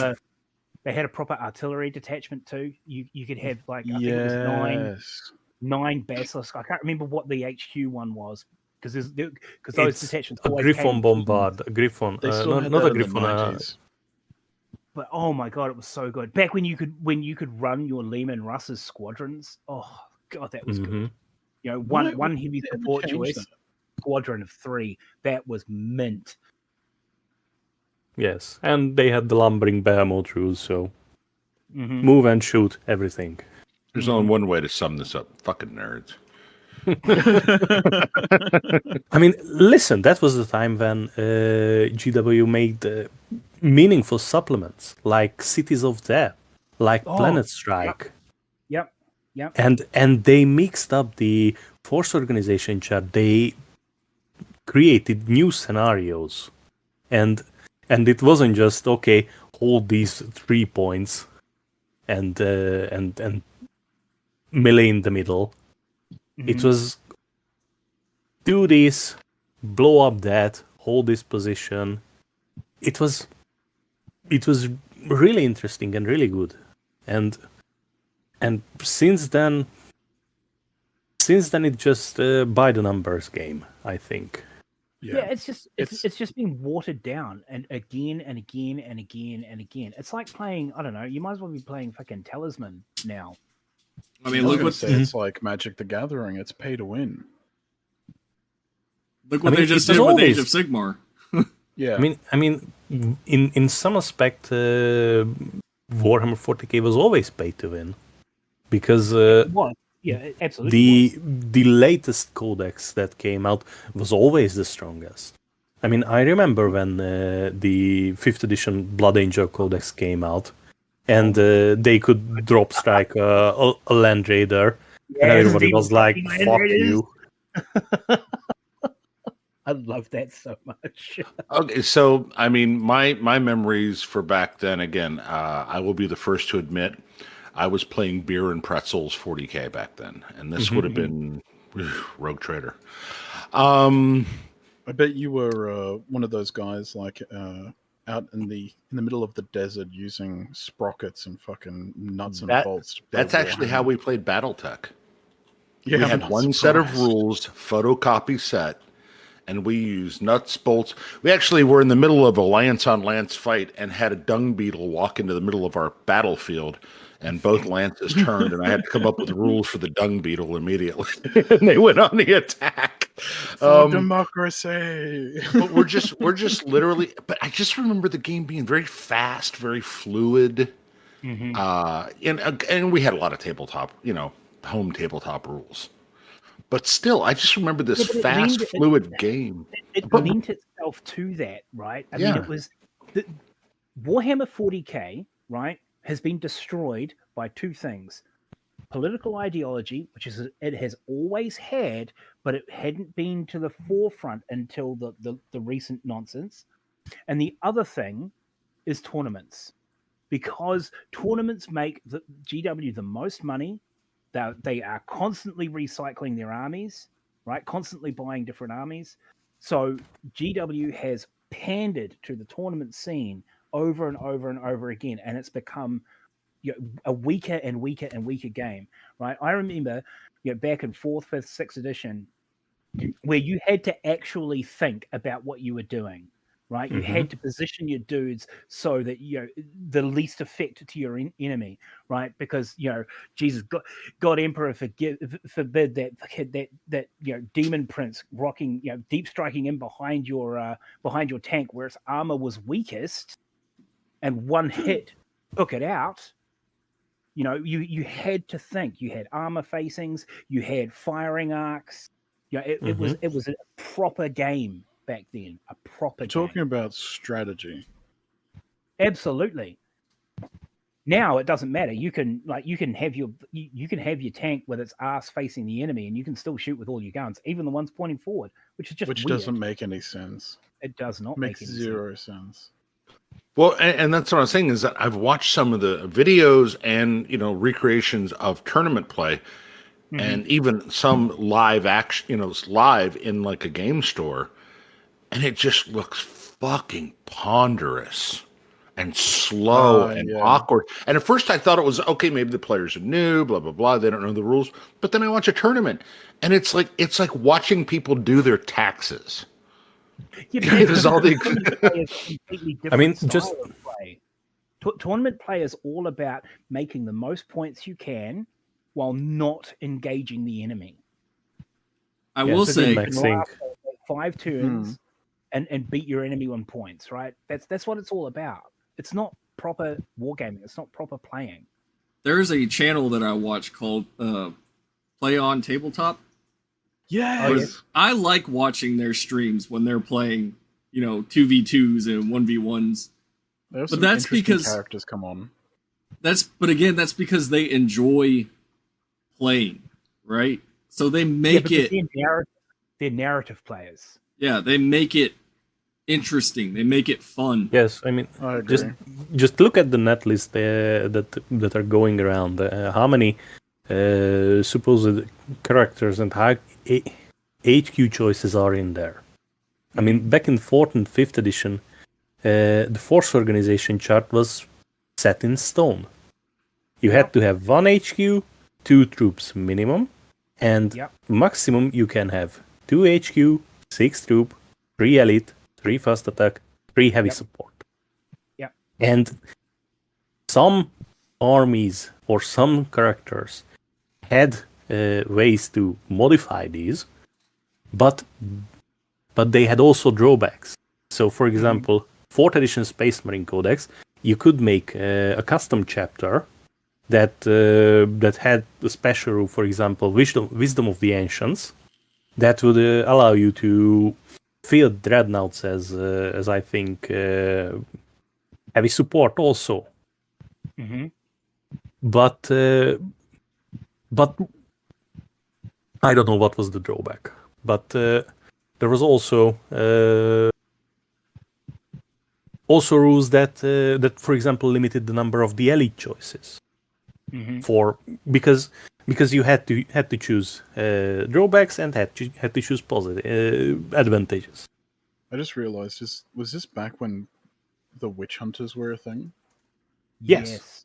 Yes, it was 4th edition, and that's when the Demon Hunters and the Witch Hunter Codex were in effect. Damn, they should bring that back. There's a lot of things they should change. They are apparently bringing that back with the what is it? Something of the Emperor. Agents of the Inquisition. That's the one. Yes, that's just trying to catch or capture lightning in the bottle, because the Demon Hunters and the Witch Hunters had their own flavors. Yeah, they had did. their own vibes. Awesome. Because Witch Hunters, Sisters of Battle, Ordo Hereticus Inquisition, and Inquisitorial Henchmen, and the Ecclesiarchy, precisely, and the boatload of flamers and Inquisitorial Stormtroopers, and the Demon Hunters, Ordo Malleus, and the Grey Knights as supplement, as the body of the troops. Yeah, back when Grey Knights came out as as a squad that you could add to your shit. Yes, I thought they were bringing that back. There's a 4chan rumor that says that. I don't know. Okay. Then that means nothing to me. Then that's disappointing. The one thing I've noticed over many hobbies is, and I think that's because these companies, unlike us, we have been playing the same game, so to speak, with the same hobby for decades. Some of us. Is these companies, the people change, the attitudes change, the designers change, they age out, they leave, they go about their business, and everybody's got to come in and make their mark in the company. Yes, so that's happening in comic books everywhere. Star Wars. So let's fuck with what works. Why? Yeah. Because I've got to my name's got to be on that book or that rule or that mini or whatever it is. Yep. I mean, perfect example is Zack Snyder. Yeah, you could arguably say, for example, going back to D&D, that 3.5 may have been, to many people, the pinnacle of gaming for that system. It certainly is for me. But yet they kept fucking with it, and we got 4th, which we do not speak of. Now we have 5th. Fifth edition is great if you never ever want to die. Now my players are probably swearing right now at their computers because I fuck with the rules and I make penalties for stupid. But most of the time in 5th edition there are no penalties for stupid. You can almost do it should be. That needs to be a thing in real life. Yeah. 5th edition is the baby-proof version, right? I mean, everything's got soft covers over. Like, no corners. I use it because it's digital and my party is scattered all over the United States. But I throw a lot of old school 1st, 2nd, 3rd, 0 edition bullshit into it, so which I know they hate. But that's what's happening with Judo. Didn't they have to introduce exhaustion because people were complaining that it was too easy? Yeah. Which there was always kind of either individual table or some kind of rules for exhaustion of, okay, you've been driving hard all day, you're going to start taking some penalties. It was a common sense rule. If you don't sleep or if you don't eat, you don't drink. Yeah, exactly. So, and GW, same thing. Somebody's got into their head that the way to modify the game to make it more interesting is to make it more complicated, to take away that free-flowing system. And it seems like a lot of games... I don't remember BattleTech being terribly complicated back in the old FASA days, but apparently now it's like stupid slow. I mean, one of my favorite games from back in the day was a game called Mutant Chronicles. I don't know if anyone remembers that. I remember the name. I don't think I ever got to play it though.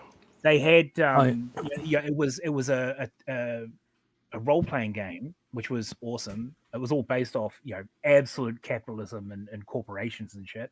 But they also had a tabletop game. Tabletop game was brilliant, and it was really easy. But it was diesel punk, right? Kind of. kind of. It was mostly Yeah. just it was futuristic now more than anything else. Because it wasn't that far into the future, right? It was only like 1,000 years, maybe a couple of hundred years into the future. But it was, it was the this is what the world would look like if the corporations take over. So countries cease to exist, and it was just all corporations, and each corporation had like as an example, you had Imperial, which was the UK and its Commonwealth. You had Capitol, which was American, obviously American because it was festooned with eagles, right? It was just festooned with freedom. Bauhaus was the Eastern European one. I can't remember the rest. I know there was a religious one called the Brotherhood. But anyway, my point is, or the point that I was trying to make, that was a great easy game, but it died really quickly, which was unfortunate. So it didn't suffer the same death that Games Workshop is going to suffer. Now, I firmly believe that the death knell was sounded when Games Workshop went public, when they became a publicly traded company, because now they don't have to just satisfy their consumers, their fans. They have to satisfy their shareholders. That's which means that they have to keep pushing out. Like that's when the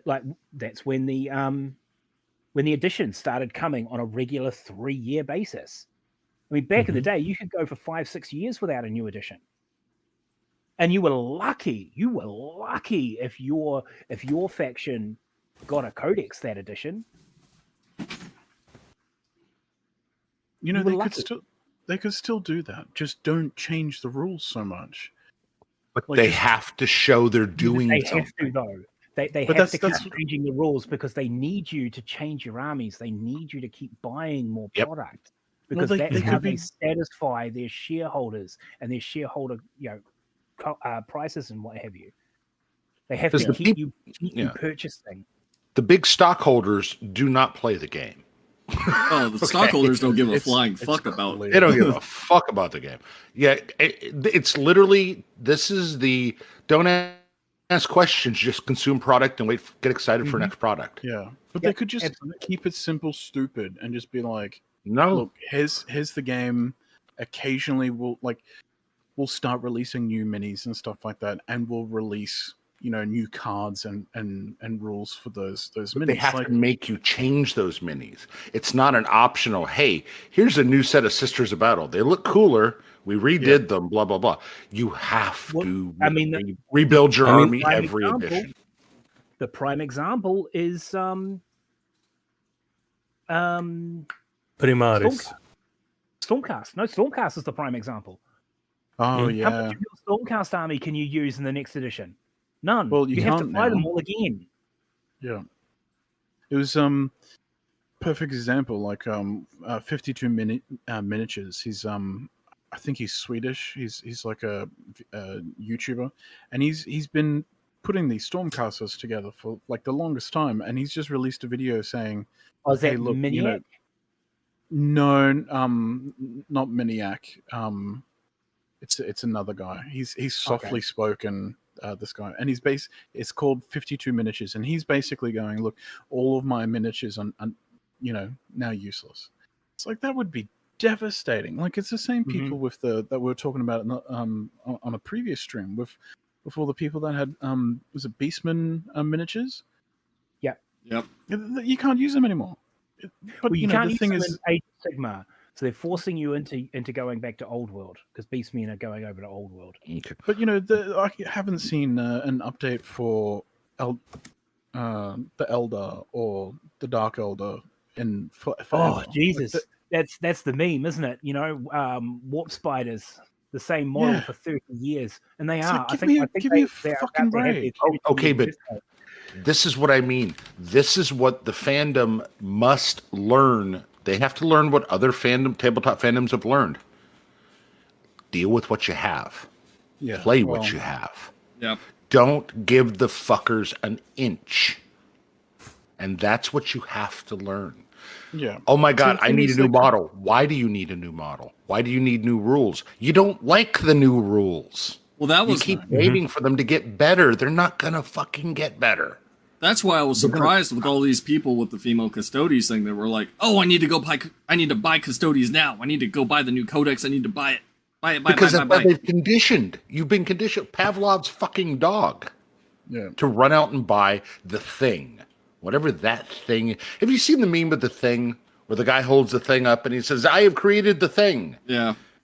and then the one person says, "I don't like the thing. You have to change the thing." Fuck them. Keep the Yeah. thing you have. What's your favorite edition? Each of you.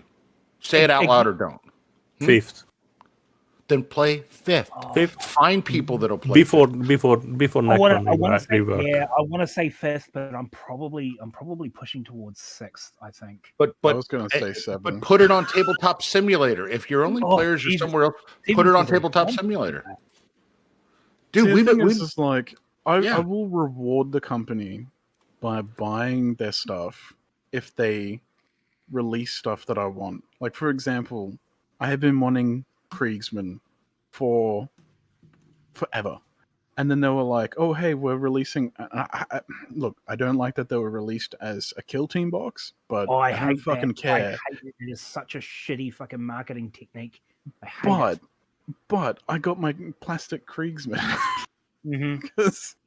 and I bought like 5 boxes of them. Well, But that's- That's what worries me though about this whole thing, is that people like you, they're like, I want this specific thing. I want Kriegsman, right? Like that. Yeah.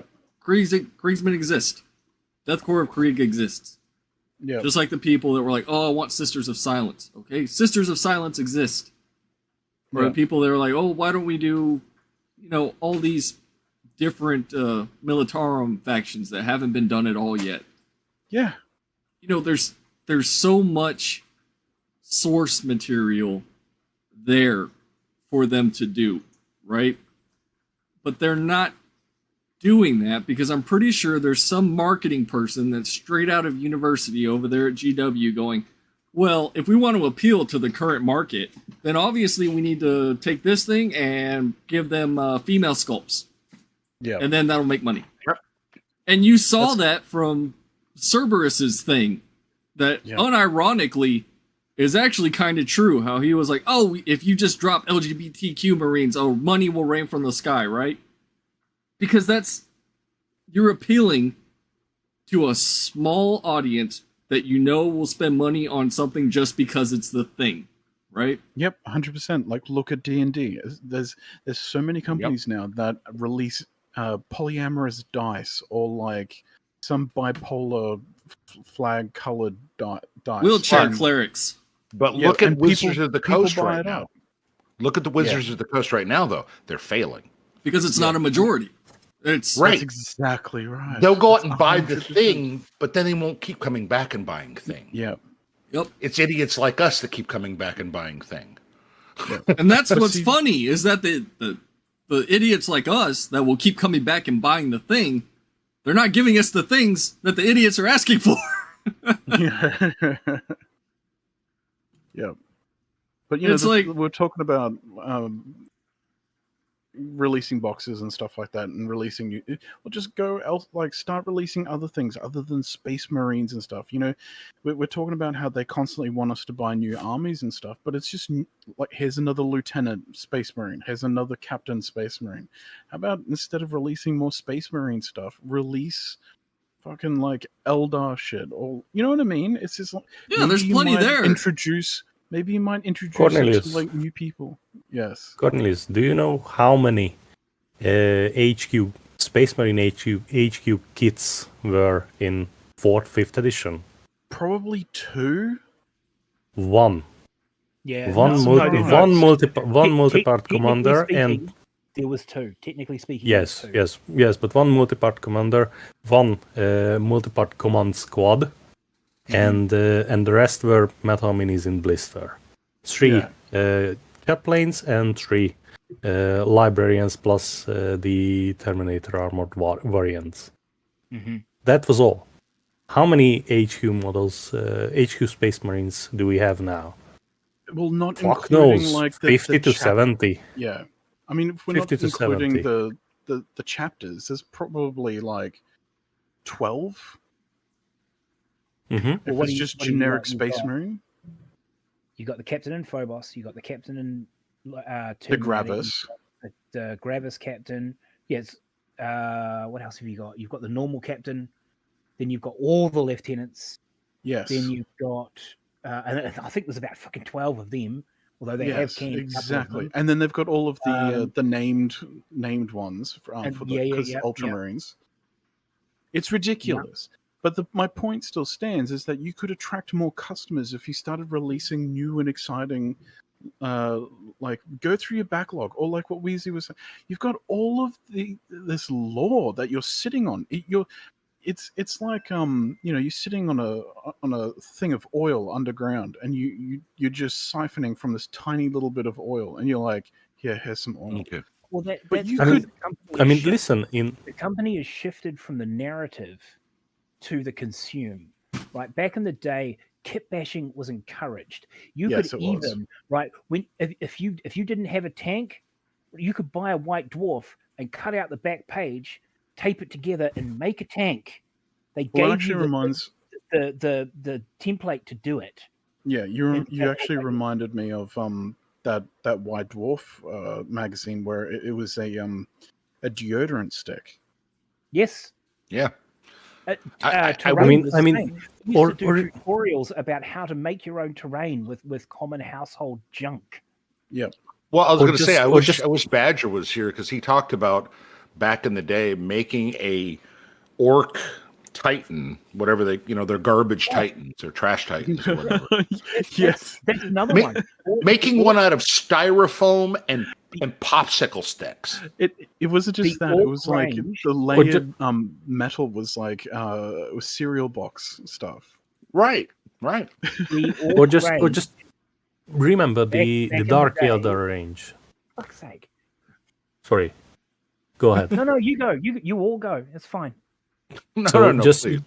Just remember the Dark Elder range. They were in the 3rd edition starter box, and they weren't updated for the complete life cycle of the 3rd and 4th edition, and after that to half of the 5th edition, when they got a new codex and new models. That's when they released the Witches, the Kabbalite Warriors, the Raider, the Ravager, the new shit that we see today. The new shit in parentheses. How far is and all I was going to say, right, was back in the day, the orc range was just boys, right? It was just infantry. They didn't have any vehicles. Didn't they? They had vehicles in the codex, but they didn't have any vehicle kits. You had to buy the other stuff. Like if you wanted like an orc tank, right? You bought a Lehman Russ and you cut the shit out of it, and you made it orky, right? Or you could buy a truck from like a Tamiya kit truck and make it orky with plasticard and what have you, right? They even had rules, right?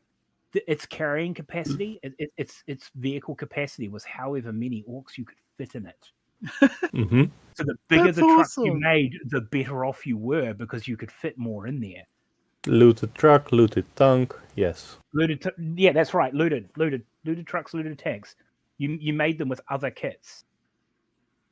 But now you can't even kit bash, right? Because, I mean, Jesus, between not an original model, you are off the tournament. 10th edition, I had to basically strip my entire. No, sorry, the 8th edition to 9th edition Chaos Codex. I had to strip my entire Terminator force because they were all armed the way Chaos Terminators always could be, right? With basically anything you wanted. Yeah, and then in 9th edition, you could only arm them with what came in the box, which was fucking retarded.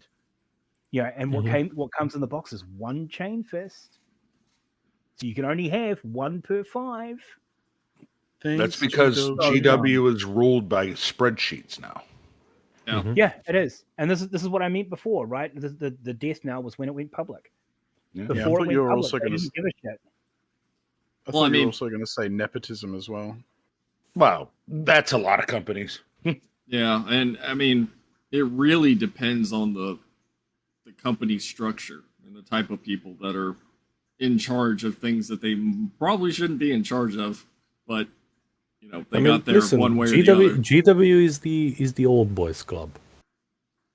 GW is the old boys club. People promoted beyond their means and beyond their expertise, and they get together at a Friday afternoon and get drunk in the office, and they make the decisions because they have been there the longest and they know each other. And Is that what that's it is? it. They haven't been replaced? I don't think, Why was Kirby for that long, for that horrible tenure as a CEO, and why was his replacement not from outside the company but from inside? I don't know. And after the Kirby round 3 replacement happened, why wasn't there a big shakeup in the company? Why do we have still the supply issues that we had years ago?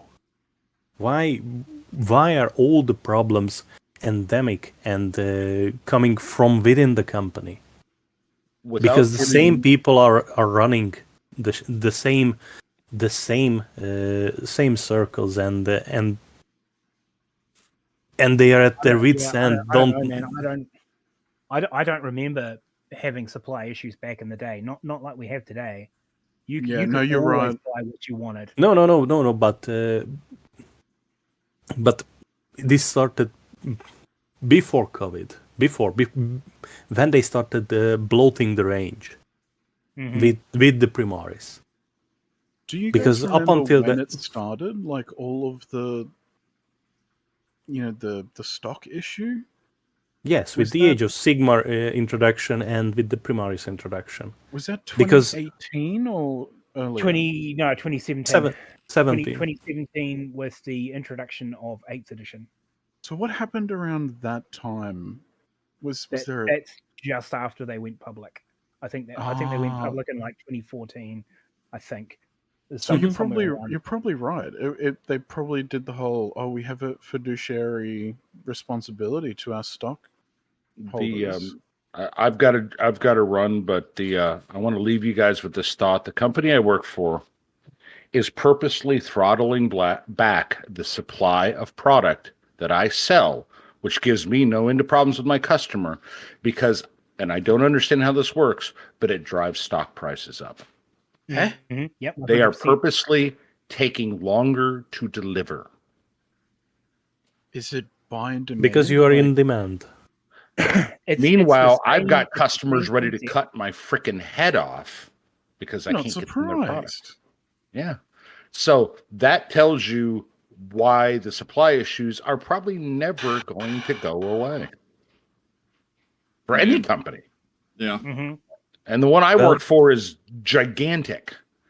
And they literally are admitting that I don't fucking care. Stock price go up, money machine go burr. Suck it up, little Roby. Thanks, I hate it. Well, But I don't get to make any more money. Yeah. yep. Guys, we've hit the 3-hour mark. Yeah, we did.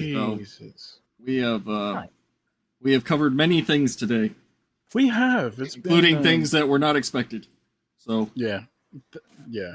And we didn't even talk about the new Lord of the Rings game with Nope. diverse hobbits. I don't want to know. Not about all right. That's upsetting. All right, gentlemen. That's We're gonna- that's next week's topic. Yeah, we'll talk about that next time. So Alrighty. Thank you, thanks for Adrian. coming, guys.